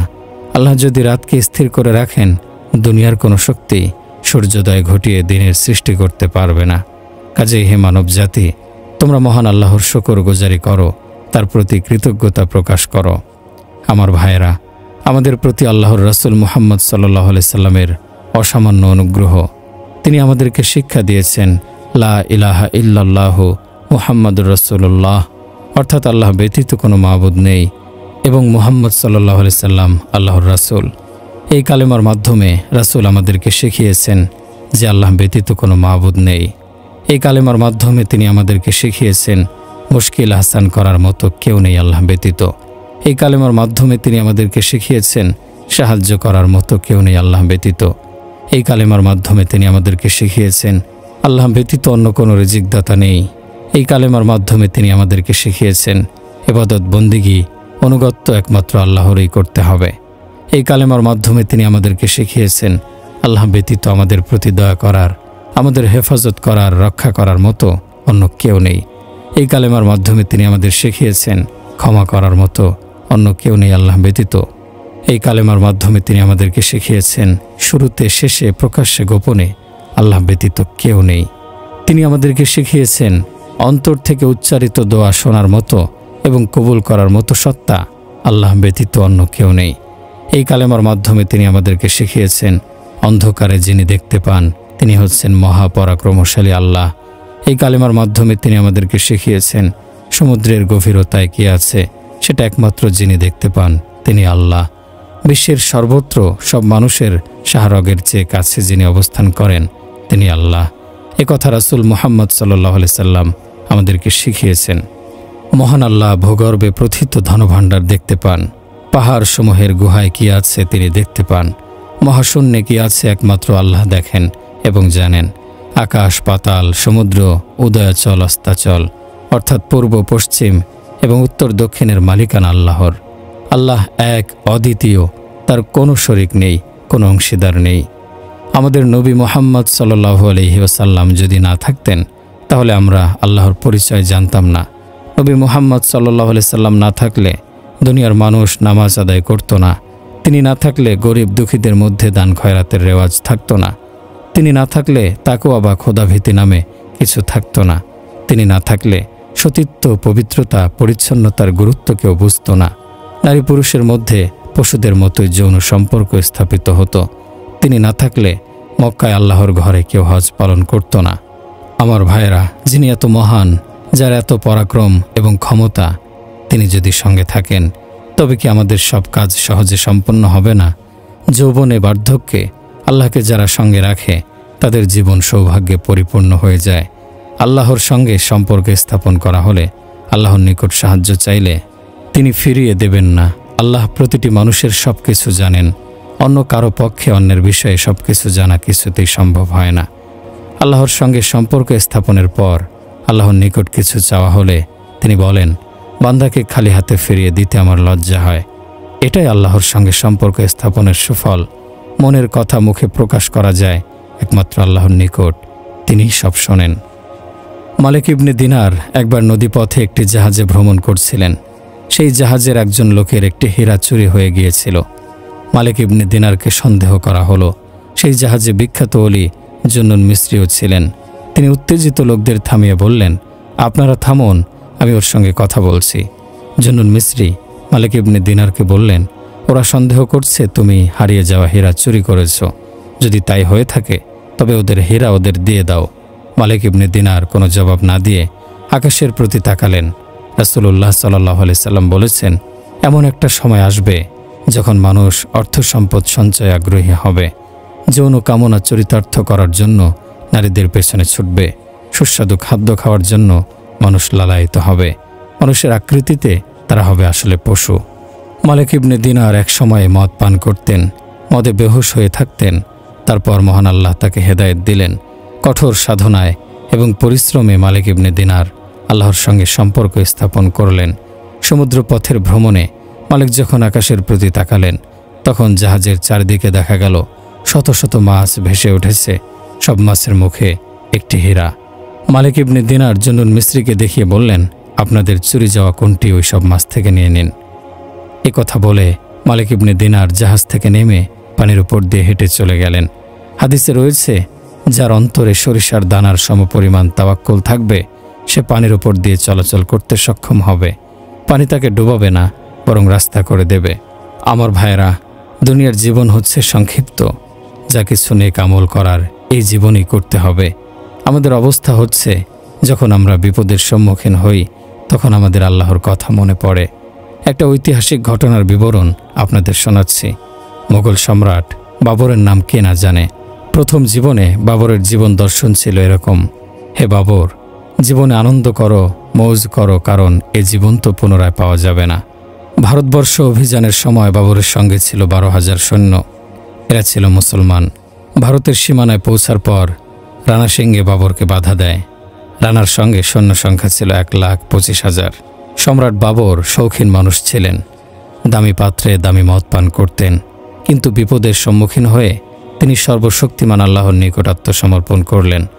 আল্লাহর নিকট সাহায্য চাইলেন, তওবা করলেন, আল্লাহর নিকটে কাঁদলেন, নফল নামাজ আদায় করলেন, মদের পাত্র ভেঙে ফেললেন, আল্লাহর নিকট ওয়াদা করলেন আর কখনো মদ স্পর্শ করবেন না, দাড়ি কামাবেন না, বিদেশের মাটিতে আল্লাহর সাহায্য চাইলেন।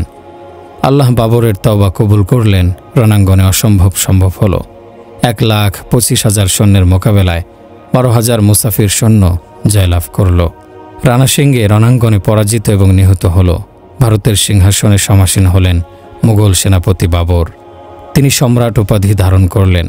পরবর্তীকালে কয়েক শত বছর যাবৎ মোগল সাম্রাজ্য ভারতে টিকে ছিল। ইংরেজ শাসন শুরুর আগে পর্যন্ত মোগলরা ছিল ভারতের শাসক। মহাবীর আলেকজান্ডার ছিলেন ইতিহাসে একজন বীর সেনাপতি। 33 বছর বয়সে তিনি তদানীন্তন বিশ্বে আলোড়ন সৃষ্টি করেছিলেন। খ্রিস্টপূর্ব 353 সালে ইরাকের বাবেল শহরে তার করুণ মৃত্যু হয়েছিল। মৃত্যুর আগে তিনি বলেছিলেন, আমি রাজত্ব চাই না, আমি আমার জন্মভূমিতে মরতে চাই। কে আছো, আমাকে আমার জন্মস্থানে পৌঁছে দাও, আমার ওই রাজমুকুটেই রাজত্ব নিয়ে যাও। ছটফট করতে করতে বীর আলেকজান্ডার বুক ভরা হাহাকার নিয়ে একসময় মৃত্যুবরণ করেন। আমার ভাইয়েরা, মানুষের আশা আকাঙ্ক্ষার শেষ নেই, চাহিদার শেষ নেই। সাধারণ সবজি বিক্রেতার কাছে যদি প্রয়োজনীয় টাকা থাকে, চাহিদা পূরণের সামর্থ্য থাকে, তাহলে সে সকল ইচ্ছা পূরণ করে, কিন্তু একসময় খালি হাতে কবরে চলে যায়। প্রচুর অর্থবিত্তের মালিক মনের সকল ইচ্ছা পূরণ করতে সক্ষম হয়, কিন্তু কতদিন? 50-60 বছর, জোর 70 বছর জীবন কাটানোর পর একসময় সেও শেষ নিঃশ্বাস ত্যাগ করে। একজন ধনী ব্যক্তি হাহাকার করছে, মানসিক অশান্তিতে ছটফট করছে। লোকটির বয়স ছিল 50 বছর।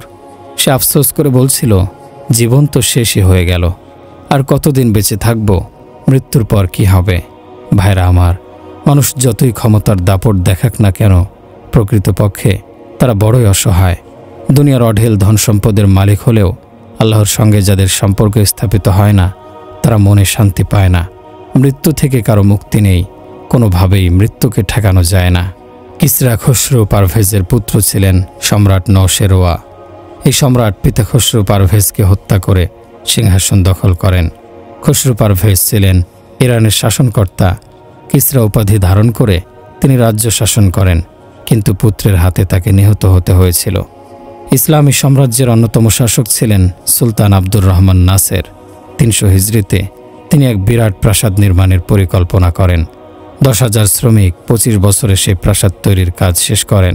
তার প্রাসাদে দাসীর সংখ্যা ছিল 6,000, খাদেম ছিল 12,000। আব্দুর রহমান নাসেরের দেহরক্ষী সহ সৈন্য সংখ্যা ছিল 13,000। 325 হিজরিতে বিশাল প্রাসাদ নির্মাণের কাজ শেষ হয়। সেই প্রাসাদে তিনি 25 বছর বসবাস করেছিলেন। 350 হিজরিতে আব্দুর রহমান নাসেরের মৃত্যু হয়। 375 হিজরিতে সম্রাট আশবেলিয়া কর্ডোভায় হামলা করেন এবং আব্দুর রহমান নাসেরের প্রাসাদ ভেঙে চূর্ণ বিচূর্ণ করে দেন। দেখুন, মানুষ যতই ক্ষমতার পরিচয় দিক না কেন, প্রকৃতপক্ষে তারা বড়ই অসহায়। এই দুনিয়াকে অনেকেই সুখের নিবাস হিসেবে গড়ে তুলতে চেষ্টা করেছিল, কিন্তু পরিণামে সবকিছু ফেলে রেখে কবরে চলে যেতে হয়েছিল। বুকের শূন্যতা এবং হাহাকার দূর করতে হলে বুকে আল্লাহ এবং তার রাসূলকে জায়গা দিতে হবে। আল্লাহ এবং তার রাসূল যতদিন বুকে জায়গা না পাবেন, ততদিন বুকের ভেতরের শূন্যতা এবং হাহাকার দূর হবে না, বুকের অশান্তি অতৃপ্তি দূর হবে না। আমার ভাইরা, আসুন আমরা তাওবা করি, আল্লাহ এবং রাসূলের কাজকে নিজেদের কাজ মনে করি সকল পাপ অন্যায় দুষ্কর্ম থেকে তওবা করি আল্লাহর নিকটে মর্মে অঙ্গীকার করি যে হে আল্লাহ আমরা আর কখনো আপনার নাফরমানি করব না। আপনি যা বলেছেন সেসব মেনে আমরা জীবন কাটাবো। একটা কথা মনে রাখতে হবে, যতদিন আমাদের মসজিদসমূহ আবাদ থাকবে ততদিন আমরা আল্লাহর আযাব থেকে রক্ষা পাব। মসজিদ যখন বিরান হয়ে যায় তখন আল্লাহর আযাব এবং গজবের প্রকাশ শুরু হয়। ফসলের ক্ষেতে যখন ফসল পাকে তখন বৃষ্টি হলে বুঝতে হবে আল্লাহর গজব শুরু হয়েছে। ফসল আবাদ করার সময় বৃষ্টি হলে বুঝতে হবে বৃষ্টি হচ্ছে আল্লাহর রহমতের প্রমাণ। আল্লাহর সন্তুষ্টি এবং অসন্তুষ্টি তওবা করা এবং তওবা না করার উপর নির্ভর করে। হযরত মূসা নবী আল্লাহর নিকট জানতে চাইলেন, হে মহান আল্লাহ, আপনার অসন্তুষ্টি এবং গজবের নমুনা কি? আল্লাহ পাক জানালেন, ফসলের ক্ষেতে যখন ফসল পাকে এবং ফসল ঘরে তোলার সময় হয় তখন বৃষ্টি হলে বুঝতে হবে এটা আমার অসন্তুষ্টি এবং গজবের প্রথম প্রমাণ। যখন ক্ষেতে ফসল আবাদ করা হয় তখন বৃষ্টি হলে বুঝতে হবে এটা আমার সন্তুষ্টি এবং রহমতের প্রমাণ। অনাবৃষ্টি এবং অতিবৃষ্টির মাধ্যমে আল্লাহ নিজের গজব এবং রহমতের প্রমাণ দিয়ে থাকেন। দানশীল লোকদের ধনী করে দেয়া হচ্ছে আল্লাহর রহমতের প্রমাণ, কারণ দানশীলদের হাতে অর্থ সম্পদ দেয়া হলে তারা গরিবদের মধ্যে সেসব বিতরণ করবেন। পক্ষান্তরে কৃপণদের ধনী করা হলে আল্লাহর অসন্তুষ্টি এবং গজব প্রমাণিত হয়, কারণ কৃপণরা টাকা পয়সা কক্ষিগত করে রাখে, কাউকে দিতে চায় না। গরিব দুঃখীদের দুঃখ কষ্ট তাদের স্পর্শ করে না। আল্লাহর অসন্তুষ্টি থেকে রক্ষা পাওয়ার উপায় হচ্ছে তওবা করা। তওবা করা হলে আল্লাহ সন্তুষ্ট হন। আমরা এখানে যারা বসে আছি, আসুন আমরা নিয়ত করি যে আজ থেকে আল্লাহকে সন্তুষ্ট করার কাজে আত্মনিয়োগ করব। যেসব কাজে আল্লাহ সন্তুষ্ট হন সেসব কাজ কিছুতেই করব না। তওবা করার জন্য সবসময় প্রস্তুত থাকতে হবে, কারণ কেউ জানে না কখন মৃত্যু এসে জীবন প্রদীপ নিভিয়ে দেবে, জীবনের অবসান ঘটবে। আমার ভাইয়েরা, আপনারা নিজেদের চালচলন পরিবর্তন করুন।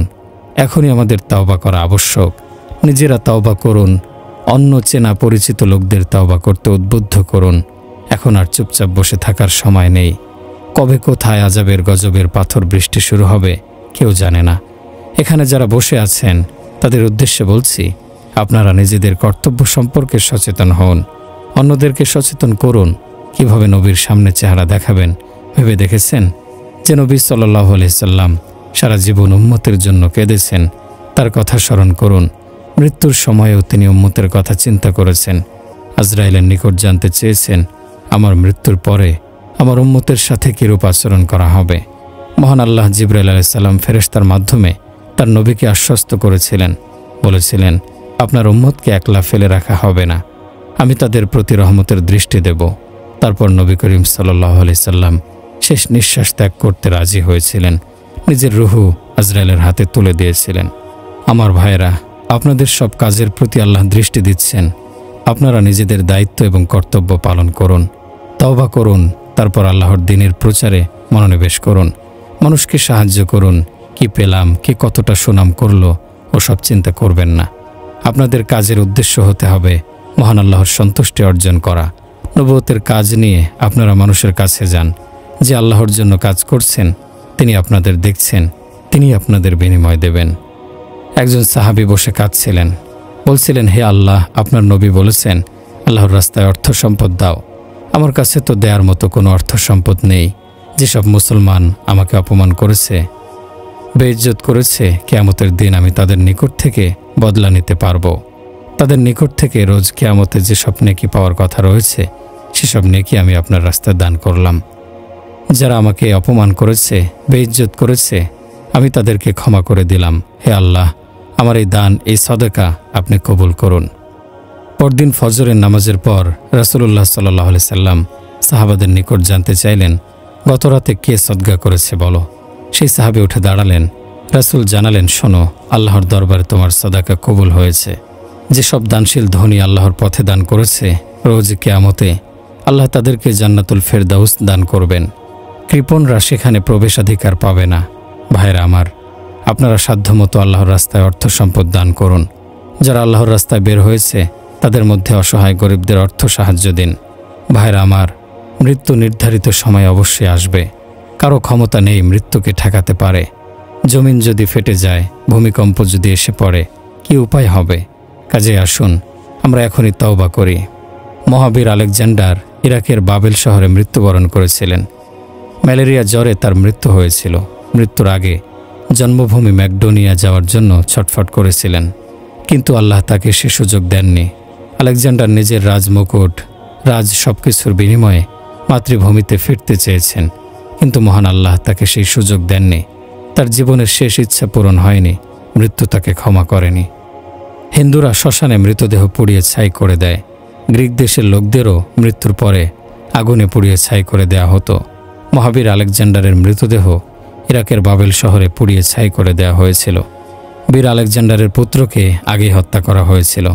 আলেকজান্ডার নিজেও জখম হয়ে ছটফট করছিলেন। তার বিরাট সাম্রাজ্য, সেনাবাহিনী, 3 জন জেনারেল নিজেদের মধ্যে ভাগ বাটোয়ারা করে নিয়েছিল। আলেকজান্ডারের সব কিছু শেষ হয়ে গিয়েছিল।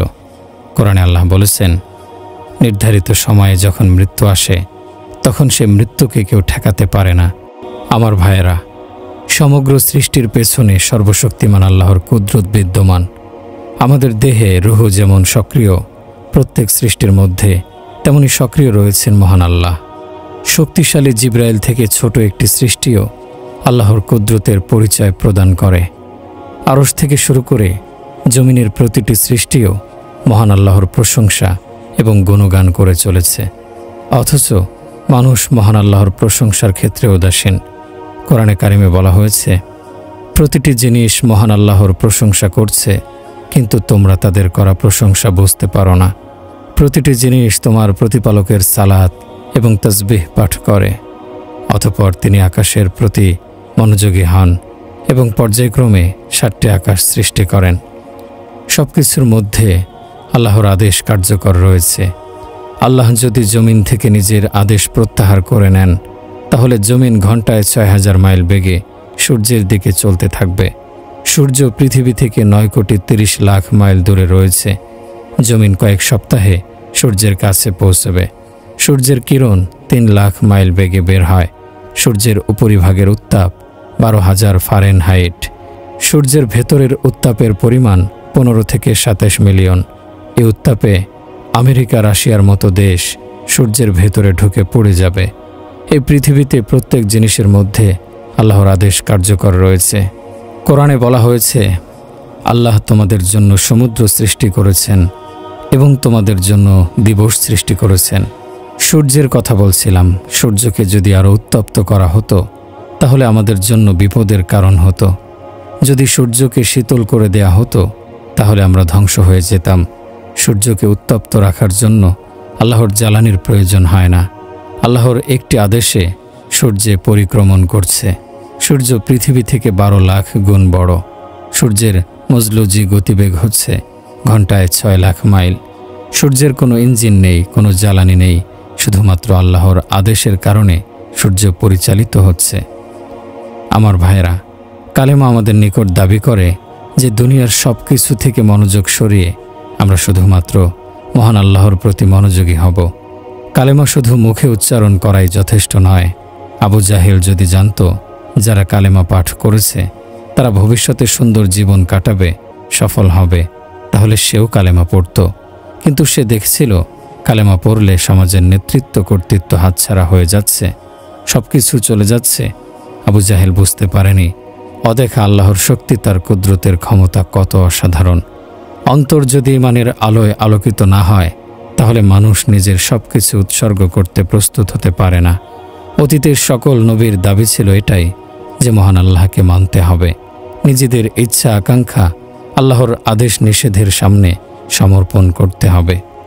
আল্লাহ বিশ্বজগৎ সৃষ্টি করেছেন, তিনি মানুষকে জীবিকা দান করেন। সব কিছুর ভাণ্ডার তার নিকটে রয়েছে। বাতাস, পানি তার সৃষ্টি, সূর্য তার আদেশে আলো বিকিরণ করে, সমুদ্র আল্লাহর আদেশে চলে, আকাশের মেঘ আল্লাহর আদেশে পরিচালিত হয়, মেঘ থেকে বৃষ্টি আল্লাহর আদেশে বর্ষিত হয়, মাটি থেকে ফসল আল্লাহর আদেশে উৎপন্ন হয়, আল্লাহর আদেশে ছোট বীজ থেকে বড় গাছ তৈরি হয়, ফুলের সুবাস, ফলের স্বাদ মহান আল্লাহর সৃষ্টি। বিশ্বের সকল সৃষ্টিকে আল্লাহ জীবিকা দিয়ে থাকেন। আকাশ জমিনের যিনি স্রষ্টা এবং পালনকর্তা, তিনি জিবরাইল, মিকাইল, ইসরাফিল, আজরাইলের স্রষ্টা। তোমরা সৃষ্টির সেরা জীব মানুষ। তোমরা আল্লাহর আদেশ মেনে চলো।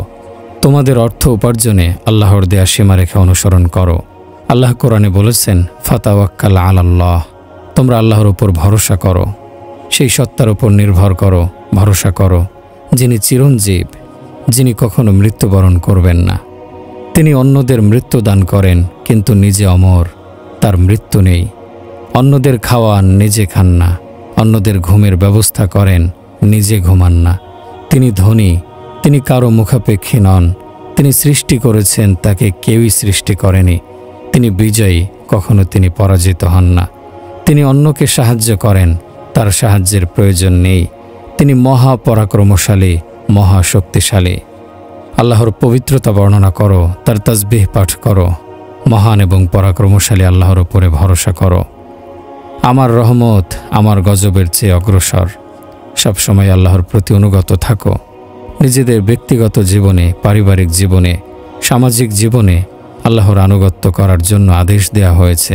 মনে রাখতে হবে, আমাদের সফলতা এবং ব্যর্থতার মাপকাঠি টাকা পয়সা নয়। আমাদের সফলতার মাপকাঠি হচ্ছে আমাদের আমল বা কাজ। শুরুতে তিনি, শেষেও তিনি। একসময় বিশ্বে কিছুই ছিল না, সে সময় আল্লাহর আরশ ছিল পানির উপরে। মহান আল্লাহ একাই ছিলেন, অন্য কিছুই ছিল না। তারপর তিনি একে একে সব কিছু সৃষ্টি করেছেন। শুরুতে যিনি ছিলেন, শেষেও তিনিই থাকবেন। তিনি ব্যতীত অন্য কিছুই ছিল না, থাকবে না। তারপর আল্লাহ বিশ্বজগৎ সৃষ্টি করেছেন। কোরআনে সূরা দাহরে বলা হয়েছে, হাল আতা আলাল ইনসানি হিনুম মিনাদ দাহরি লাম ইয়াকুন শাইআম মাযকুরা। মানুষের উপরে এমন এক সময় অতিবাহিত হয়েছিল যখন সে উল্লেখযোগ্য কিছুই ছিল না।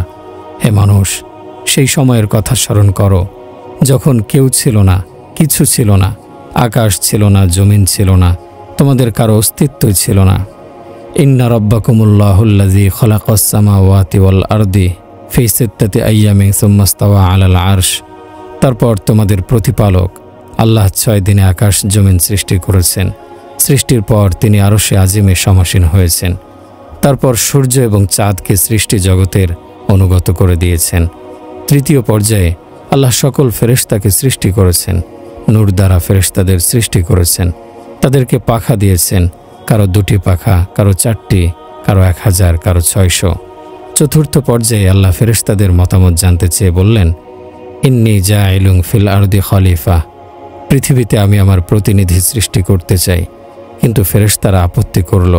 ফেরেশতাদের আপত্তি প্রত্যাখ্যান করে আল্লাহ বলেছিলেন, আমি যা জানি তোমরা তা জানো না। তারপর আল্লাহ জোড়ায় জোড়ায় মানুষকে সৃষ্টি করেছেন। পুরুষ এবং নারী 2 প্রজাতির মানুষ আল্লাহ নিজের কুদরতে সৃষ্টি করেছেন। আমরা কেউ নিজেদের ইচ্ছায় পৃথিবীতে আসেনি। কে পুরুষ হবে, কে নারী হবে, সেটা নির্ণয় করেছেন একমাত্র আল্লাহ। আমরা কেউ নিজেদের ইচ্ছায় পুরুষ হইনি, নারীও হইনি। কোরআনে আল্লাহ বলেছেন, হে মানুষ, আমি তোমাদেরকে পুরুষ এবং নারী রূপে সৃজন করেছি। তারপর তোমাদেরকে বিভিন্ন দলে বিভক্ত করেছি, যেন তোমরা নিজেদের পরিচয় সম্পর্কে অবগত হতে পারো। আমাদের মধ্যে কেউ আরবি, কেউ আজমি, কেউ রাজপুত, কেউ পাঠান, কেউ শেখ, কেউ মোগল, কেউ ইরানি, কেউ আফগানি, কেউ বাঙালি, কেউ তেহরানি, কেউ জাপানি। মানুষকে বিভিন্ন পরিবারে এবং গোত্রে আল্লাহই সৃষ্টি করেছেন।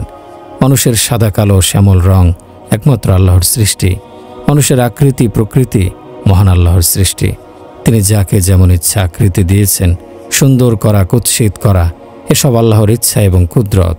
আমরা নিজেদের ইচ্ছায় কেউ জন্মগ্রহণ করিনি, নিজেদের ইচ্ছায় পুরুষ এবং নারী হইনি, নিজেদের ইচ্ছায় পৃথিবী থেকে জীবনযাপন শেষে বিদায় নেব না।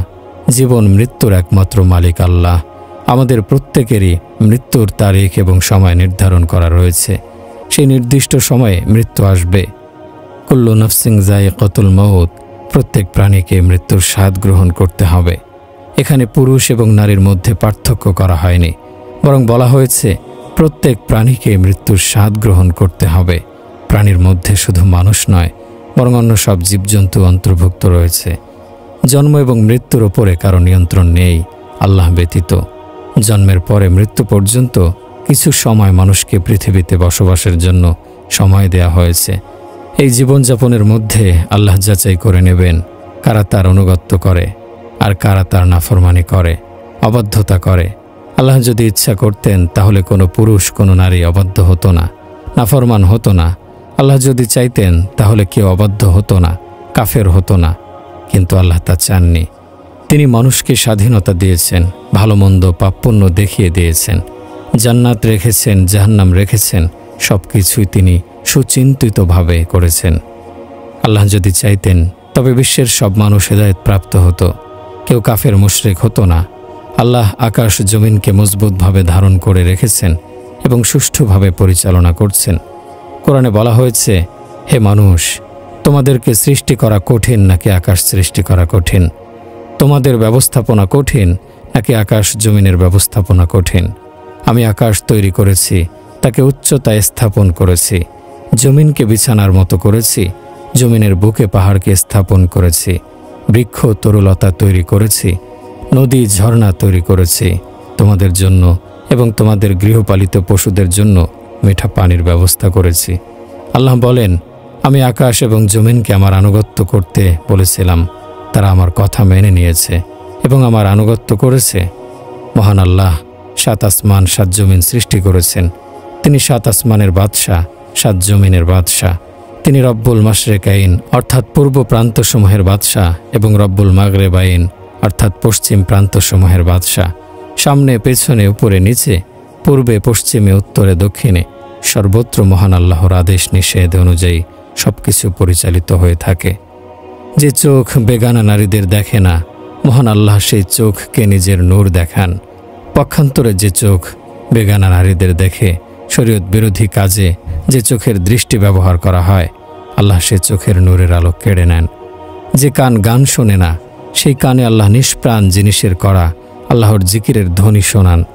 গান কানের শ্রবণ শক্তিকে প্রভাবিত করে। মানুষ আল্লাহ এবং তার নবীর প্রশংসা সবসময় করতে থাকবে, এটাই স্বাভাবিক। আল্লাহ তার নবীর নাম রেখেছেন মুহাম্মদ এবং আহমদ। মুহাম্মদ শব্দের অর্থ হচ্ছে প্রশংসিত, আর আহমদ নামের অর্থ হচ্ছে প্রশংসাকারী। রাসূলুল্লাহ সাল্লাল্লাহু আলাইহি ওয়াসাল্লাম মহান আল্লাহর সবচেয়ে বেশি প্রশংসা করেছিলেন। তারপরও তিনি বলেছেন, হে আল্লাহ, আপনার প্রশংসা করে কেউ শেষ করতে পারবে না। আমরা আপনাকে তেমন মানি যেমন আপনি নিজের পরিচয় প্রকাশ করেছেন। আমরা আপনার প্রশংসা যথাযথভাবে করতে অক্ষম। আল্লাহকে কেউ যদি না মানে তবু তার আমিত্ব সত্য। কেউ যদি তাকে সেজদা না করে তবু তিনিই একমাত্র সেজদা পাওয়ার উপযুক্ত। কেউ তার ইবাদত না করলেও তিনিই মাবুদ, তিনিই ইবাদত পাওয়ার যোগ্য।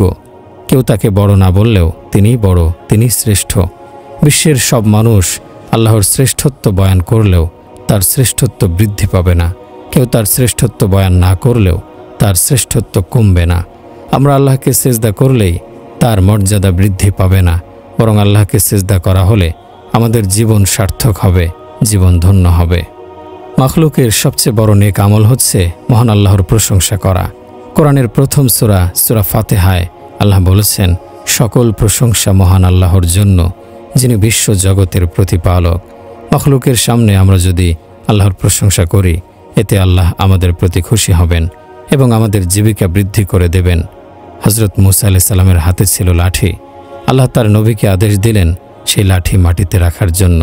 লাঠি মাটিতে রাখতেই তা বিরাট অজগরে পরিণত হলো। হযরত মূসা আলাইহিস সালাম ভয় পেয়ে গেলেন। আল্লাহ বললেন, তুমি ভয় পেও না, অজগরকে ধরো। হযরত মূসা আলাইহিস সালামের হাতের পরশে অজগর পুনরায় লাঠিতে পরিণত হয়ে গেল। কোনো রকমের বিজ্ঞান প্রযুক্তি দিয়ে কথা বিশ্বাস করানো যাবে না। অলৌকিকত্বের কাছে সকল বিজ্ঞান প্রযুক্তি নিষ্ফল। আল্লাহর ইচ্ছাই শেষ কথা। হযরত ইব্রাহিম আলাইহিস সালামকে নমরুদ আগুনে নিক্ষেপ করেছিল। সেই আগুনে জিবরাইল আলাইহিস সালাম তাজা আঙ্গুর ডালিমের গাছ লাগালেন, পানির ঝর্ণা প্রবাহিত করলেন। এক্ষেত্রেও বৈজ্ঞানিক যুক্তি অচল। আল্লাহর ইচ্ছা এবং আদেশই শেষ কথা। হযরত ইব্রাহিম আলাইহিস সালাম বাদশাহ নমরুদকে কালেমার দাওয়াত দিয়েছিলেন। নমরুদ সে দাওয়াত প্রত্যাখ্যান করেছিল। আল্লাহ মশক বাহিনী পাঠিয়ে নমরুদের সৈন্যদের পর্যদস্ত করে দেন। নমরুদ দ্রুত সিংহাসন ত্যাগ করে রাজপ্রাসাদে রানীর নিকটে গেল। রানীকে বলল, মশক বাহিনী আমার সৈন্যদের মেরে ফেলেছে। একটি খোড়া মশা রাজপ্রাসাদে প্রবেশ করে নমরুদের মাথার ওপর ভন ভন করতে লাগল। নমরুদ তার স্ত্রীকে দেখিয়ে বলল, এই মশার মতো ছিল আমার সৈন্যদের হত্যাকারী মশক বাহিনী। হঠাৎ খোড়া মশা নমরুদের নাক দিয়ে প্রবেশ করে তার মস্তিষ্কে পৌঁছে গেল। সেই মশা বের করার জন্য নমরুদের মাথায় আঘাত করা হতে লাগলো, কিন্তু মশা বের হলো না। মাথায় আঘাত করতে করতে সে আঘাতে নমরুদের মৃত্যু হলো। বাঘ, ভাল্লুক, সাপ, হাতি, শেয়াল, কুকুর, পাখি সবাই নিজ নিজ ভাষায় আল্লাহর প্রশংসা করে। সবাই মহান আল্লাহকে ডাকে। যারা পুণ্যবান তারা আল্লাহকে ডাকে, তার ইবাদত করে। কিন্তু এমন অনেকে রয়েছে যারা অন্যদের খোঁটা দিয়ে নিজেদের সঞ্চিত পুণ্য নষ্ট করে দেয়। রোজ কিয়ামতে এরা যখন উঠবে তখন এদের নেকি থাকবে না। সন্তান অবাধ্য হলে মা তাকে পছন্দ করে না, বরং বদদুয়া দেয়, অভিশাপ দেয়, অথচ সেই সন্তানকে সে জন্ম দিয়েছে। মহান আল্লাহ মানুষকে তার অবাধ্যতা সত্ত্বেও জীবিকা দেন, যথাযথভাবে লালন পালন করেন। কোরআনে মহান আল্লাহ বলেন, আমি তো মানুষকে সৃষ্টি করেছি মৃত্তিকার উপাদান থেকে, তারপর আমি ওকে শুক্রবিন্দুরূপে স্থাপন করি এক নিরাপদ আধারে।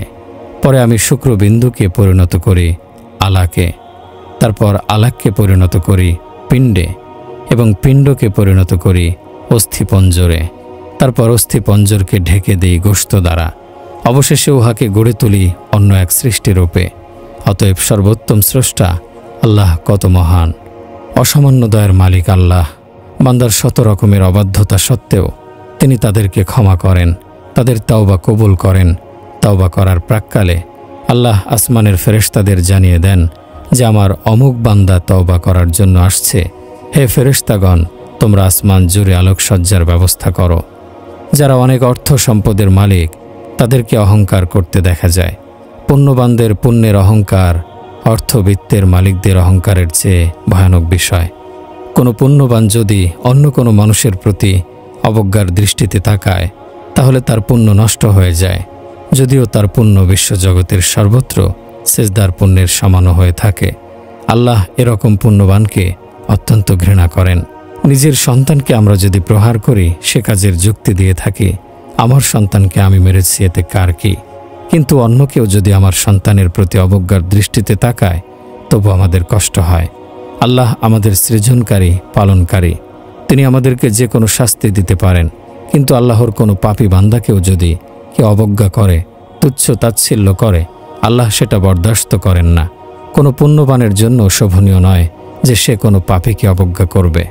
মহান আল্লাহ বিশ্বজগতের স্রষ্টা, তার সৃষ্টিতে তার কোনো শরিক নেই, কোনো অংশীদার নেই। হযরত নূহকে কিস্তি তৈরির পর আল্লাহ বলেছেন, প্রত্যেক প্রাণীর এক জোড়া করে নৌকায় তুলে নাও। রাসূলের জামানায় সাপ এবং শিশু একত্রে খেলা করত। ওমর ইবনে আব্দুল আজিজের খেলাফতের আমলে বাঘ এবং বকরি একত্রে চলাফেরা করত। কেউ কারো ক্ষতি করত না। আল্লাহ যদি মনে ভালোবাসা তৈরি করেন তাহলে পশু অনুগত হয়ে যায়। আল্লাহ সকলের মনে ভালোবাসা স্থাপন করতে সক্ষম। সমগ্র বিশ্বজগৎ আল্লাহ পরিচালনা করে আসছেন। আল্লাহর হাতে রয়েছে সকল কুদরত। আল্লাহ যদি আমাদের অবস্থা বিগড়ে দেন কেউ সেটা ঠিক করতে পারবে না। দুনিয়া হচ্ছে দারুল আসবাব। আল্লাহ সরাসরিও সব কিছু করতে পারেন। পূর্ববর্তীকালের লোকেরা অনেক শক্তিশালী ছিল। তারা প্রাপ্তবয়স্ক হতো 300 বছর বয়সে। তারা 800-900 বছর আয়ু লাভ করত। সে সময় একজন নারীর এক পুত্র সন্তান 300 বছর আয়ু পেয়ে মৃত্যুবরণ করেছিল। সন্তানের মৃত্যুর পর মা কেঁদে কেঁদে বলেছিল, হায়, তুমি তো কিছুই খেতে পারোনি, কিছু পান করতে পারোনি। কোরআনে সেই জাতি সম্পর্কে বলা হয়েছে, লাম ইয়াখলুকু মিসলুহা ফিল বিলাদ, তাদের মতো করে অন্য কোনো জাতি সৃষ্টি করা হয়নি। কুফরির কারণে এত শক্তিশালী লোকদেরও আল্লাহ ধ্বংস করে দিয়েছেন। 7 রাত 8 দিনের তুফান তাদেরকে ধ্বংস করে দিয়েছিল। কোরআনে বলা হয়েছে 7 রাত এবং 8 দিনে তাদেরকে ধ্বংস করে দেয়া হয়। ফেরাউনের বিরাট বাহিনী হযরত মূসা আলাইহিস সালামকে পিছু নিয়েছিল। তারপর নীল নদে তাদের সবার সলিল সমাধি হয়েছিল। হযরত আমির মুয়াবিয়া রাদিয়াল্লাহু আনহুর শাসনামলে রোম সম্রাট কাইজার তাকে একখানি চিঠি লিখেছিল। চিঠির বক্তব্য ছিল, তোমাদের নবী যদি সত্য হয়ে থাকে তাহলে একটি প্রশ্নের জবাব দাও। প্রশ্নটি হচ্ছে, সূর্যের আলো শুধু একবার পড়েছিল এমন জায়গার নাম বলো। চিঠি পাওয়ার পর আমির মুয়াবিয়া রাদিয়াল্লাহু আনহু সাহাবী আব্দুল্লাহ ইবনে আব্বাস রাদিয়াল্লাহু আনহুকে ডেকে পাঠালেন। তাকে প্রশ্ন করার পর তিনি বললেন, নীল নদের তলদেশে সূর্যের আলো শুধু একবার পড়েছিল।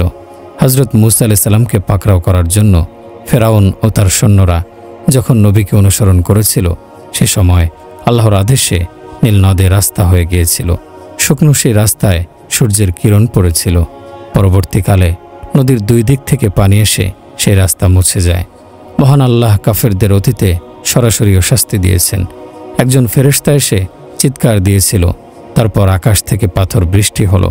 যেসব কাফেরের মাথার ওপরে পাথর পড়েছিল সেসব পাথরে নির্দিষ্ট কাফেরের নাম লেখা ছিল। যার নাম লেখা ছিল সেই পাথরে সেই কাফেরই নিহত হয়েছিল। এছাড়া আল্লাহ জমিনকে উপরে উঠিয়ে উল্টো করে নিচে নিক্ষেপ করেও বহু কাফেরকে ধ্বংস করে দিয়েছেন। সেই এলাকায় সেখানের পাহাড়কেও উল্টো মনে হয়েছিল। ভয়াবহ শব্দে সেই জায়গায় 30 মাইল এলাকা ধসে গিয়েছিল। এক সময়ে 40 বছর যাবৎ আল্লাহ বনী ইসরায়েলের 6 লাখ মানুষকে একটি ময়দানে রেখে জীবিকা দিয়েছিলেন। সকাল বিকেল তাদের নিকট আকাশ থেকে খাবার আসত। এক বর্ণনায় রয়েছে প্রত্যেকের জন্য একটি করে পাখি আসত। তারা সে পাখি জবাই করে পাখির গোশত আহার করত।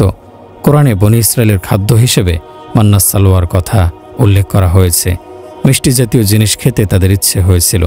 সে সময় আকাশ থেকে এক রকমের সাদা রস কুয়াশার মতো মাটিতে জমা হতো। সেসব ছিল মিঠা। সেসব তুলে তারা খেত।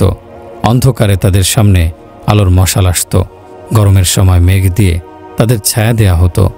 40 বছর যাবৎ সে ময়দানে আল্লাহ তাদেরকে সকাল বিকেল গায়েবী ভাণ্ডার থেকে খাদ্য দিয়ে পালন করেছিলেন।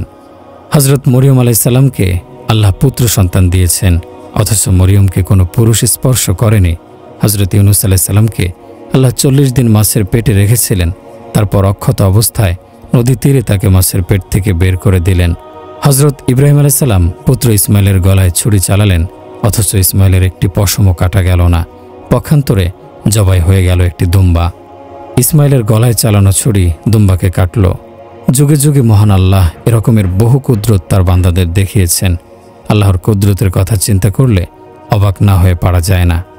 হজরত মুসা আলাইহিস সালাম আল্লাহকে একবার বললেন, হে আল্লাহ, আসমান জমিন যদি আপনার অনুগত্য না করে তাহলে আপনি কি করবেন? আল্লাহ বললেন, যদি ওরকম হয় তাহলে আমি আমার সৃষ্টি পশুদের একটিকে আদেশ দিতাম যেন 7 আকাশ 7 জমিনকে গিলে ফেলে। এ কথা শুনে মুসা আলাইহিস সালাম বললেন, সেই পশু কোথায় থাকে? আল্লাহ বললেন, সেই পশু আমার একটি চারণভূমিতে বিচরণ করে। মুসা আলাইহিস সালাম বললেন, সেই চারণভূমি কোথায়? আল্লাহ বললেন, সেই চারণভূমি আমার জ্ঞানের মধ্যে রয়েছে। হে মুসা, তোমাকে আমি যে জ্ঞান দিয়েছি সেই জ্ঞান আমার জ্ঞানের তুলনায় খুবই সামান্য, অতি ক্ষুদ্র। হে আমার ভাইয়েরা, মানব জীবনের পরিধি হচ্ছে কিছু সকাল সন্ধ্যার সমষ্টি। মৃত্যুর মাধ্যমে জীবনের অবসান হবে, জীবনের পরিসমাপ্তি হবে। মৃত্যুর পরে মৃত্যু আর থাকবে না। মৃত্যুকেও আল্লাহ মেরে ফেলবেন। বিশ্বজগতের বর্তমান রূপ ধ্বংস হয়ে যাবে। ঘড়ির টিকটিক শব্দ আপনা আপনি বন্ধ হয়ে যাবে। আমার ভাইরা, চিন্তা করলেই বুঝতে পারবেন পৃথিবীর সব জিনিসের মধ্যেই মহান আল্লাহর অস্তিত্বের প্রমাণ রয়েছে।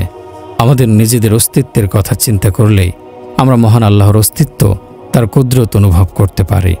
আরও চিন্তা করলে আমরা বুঝতে পারব শুধু পানাহারের জন্য এবং আরাম করে ঘুমানোর জন্য আমাদেরকে সৃষ্টি করা হয়নি। আমাদের সৃষ্টির মূলে অবশ্যই বিশেষ উদ্দেশ্য বিদ্যমান। কোরআনে বলা হয়েছে, মা খালাকনাস সামাওয়াতি ওয়াল আরদি ওয়া মা বাইনাহুমা আইনাইন। আসমান জমিন এবং এই দুয়ের মাঝে যা কিছু রয়েছে এসব কিছু কিরাচ্ছলে সৃষ্টি করা হয়নি। কোরআনে আরও বলা হয়েছে, আফা হাসিবতুম আন্নামা খালাকনাকুম আবাসা। তোমরা কি মনে করেছ তোমাদেরকে অহেতুক সৃষ্টি করা হয়েছে? সকালে ঘুম থেকে উঠে নাস্তা তৈরি করা, সন্তানদের স্কুলে পৌঁছে দেয়া, স্বামীকে দোকানে বা অফিসে পাঠানো, ঘরদুয়ার পরিষ্কার করা, হাঁড়ি থালা বাসন পরিষ্কার করা, তারপর দুপুরের খাবার তৈরি করা, তারপর খাওয়া শেষে কিছুক্ষণ বিশ্রাম নেয়া, বিশ্রামের পরে বিকেলের এবং রাতের খাবার তৈরি করা, রাতে কিছুক্ষণ টেলিভিশন দেখা, তারপর ঘুমিয়ে পড়া। এই যে দৈনন্দিন কাজের রুটিন, এসব উদ্দেশ্যে কি মানুষকে আল্লাহ সৃষ্টি করেছেন? এর বাইরে কি মানুষ সৃষ্টির অন্য কোনো উদ্দেশ্য নেই? আছে, অবশ্যই আছে। আল্লাহুম্মা সাল্লি আলা মুহাম্মাদিন ওয়া আলা আলি মুহাম্মাদ কামা সাল্লাইতা আলা ইব্রাহিম ওয়া আলা আলি ইব্রাহিম ইন্নাকা হামিদুম মাজিদ। আল্লাহুম্মা বারিক আলা মুহাম্মাদিন ওয়া আলা আলি মুহাম্মাদ কামা বারাকতা আলা ইব্রাহিম ওয়া আলা আলি ইব্রাহিম ইন্নাকা হামিদুম মাজিদ। হে আল্লাহ, ইসলাম ও মুসলমানদের মান সম্মান বাড়িয়ে দিন। হে আল্লাহ, ইসলাম ও মুসলমানদের প্রভাব প্রতিপত্তি বাড়িয়ে দিন। হে আল্লাহ, ইসলাম ও মুসলমানদের শান শৌকত বাড়িয়ে দিন। হে আল্লাহ, শিরক ও মুশরিকদেরকে লাঞ্ছিত অপদস্থ করুন। হে আল্লাহ, হে দয়াময় প্রভু, হে মহাশক্তিশালী, হে পরাক্রমশালী, তোমার দিন, তোমার কিতাব ও তোমার নবীর জীবন আদর্শকে সাহায্য করুন। হে আল্লাহ, আমাদেরকে তথা সকল মুসলমানকে দ্বীনের জ্ঞান দান করুন। হে আল্লাহ, আমাদেরকে তথা সকল মুসলমানকে দ্বীনের বুঝ দান করুন। হে আল্লাহ, আমাদেরকে তথা সকল মুসলমানকে দ্বীনের প্রজ্ঞা দান করুন। হে আল্লাহ, হে রহমানুর রহিম, আমাদের তওবা কবুল করে নিন। হে আল্লাহ, আমাদের সামনের পিছনের প্রকাশ্য গোপন ও জানা অজানা সকল গুনাহ ক্ষমা করে দিন। আপনি অনাদি, আপনি অনন্ত, আপনি ছাড়া কোনো ইলাহ নেই। হে আল্লাহ, আমাদের সকল কাজের পরিণাম শুভ করে দিন। আমাদেরকে দুনিয়ার লাঞ্ছনা ও আখিরাতের আযাব হতে মুক্তি দান করুন। হে চিরঞ্জীব, হে নিয়ন্ত্রক, আমাদের সকল কাজ ও কর্ম সুন্দর করে দিন। এক মুহূর্তের জন্য আমাদেরকে আমাদের উপর ছেড়ে দেবেন না। হে আল্লাহ, আমাদের জীবিত মৃত সকলকে ক্ষমা করে দিন। মৃতদের কবরকে আলোকিত করে দিন। তাদের নেক কাজসমূহকে বহুগুণ বাড়িয়ে দিন। তাদের গুনাহসমূহকে ক্ষমা করে দিন। হে আল্লাহ, আমাদের দেশ ও অন্যান্য মুসলিম দেশসমূহকে নিরাপদ ও নির্বিঘ্ন রাখুন। হে আল্লাহ, আমাদেরকে প্রকাশ্য অপ্রকাশ্য সকল ফিতনা ও দুর্যোগ থেকে রক্ষা করুন। হে আল্লাহ, মুসলমানদের মধ্যে যারা বিপদগ্রস্ত তাদেরকে বিপদমুক্ত করে দিন। যারা ঋণগ্রস্ত তাদের ঋণ পরিশোধের ব্যবস্থা করে দিন। যারা অসুস্থ তাদেরকে দ্রুত সুস্থতা দান করুন। হে আল্লাহ, আমাদেরকেও আমাদের সন্তানদেরকে শয়তান ও তার বাহিনীর ধোঁকা হতে রক্ষা করুন। নিশ্চয় আপনি সকল বিষয়ে ক্ষমতাবান। হে আল্লাহ, হে মহামহিম ও মহানুভব, আপনি আমাদেরকে পরিত্রাণ দিন। হে আল্লাহ, আপনি আমাদের একমাত্র ইলাহ। আপনি ছাড়া আমাদের আর কোনো ইলাহ নেই। আপনি দুনিয়া ও আখিরাতে রহমান ও রহিম, আদি অনন্ত সকলের ইলাহ। আপনি মহাক্ষমতাশালী, আপনি রিজিকদাতা ও অসীম শক্তিধর, আপনি সকলের ওপর প্রবল। হে আরহামুর রাহিমিন, আমাদেরকে নাজাত দিন, আমাদেরকে নাজাত দিন, আমাদেরকে নাজাত দিন।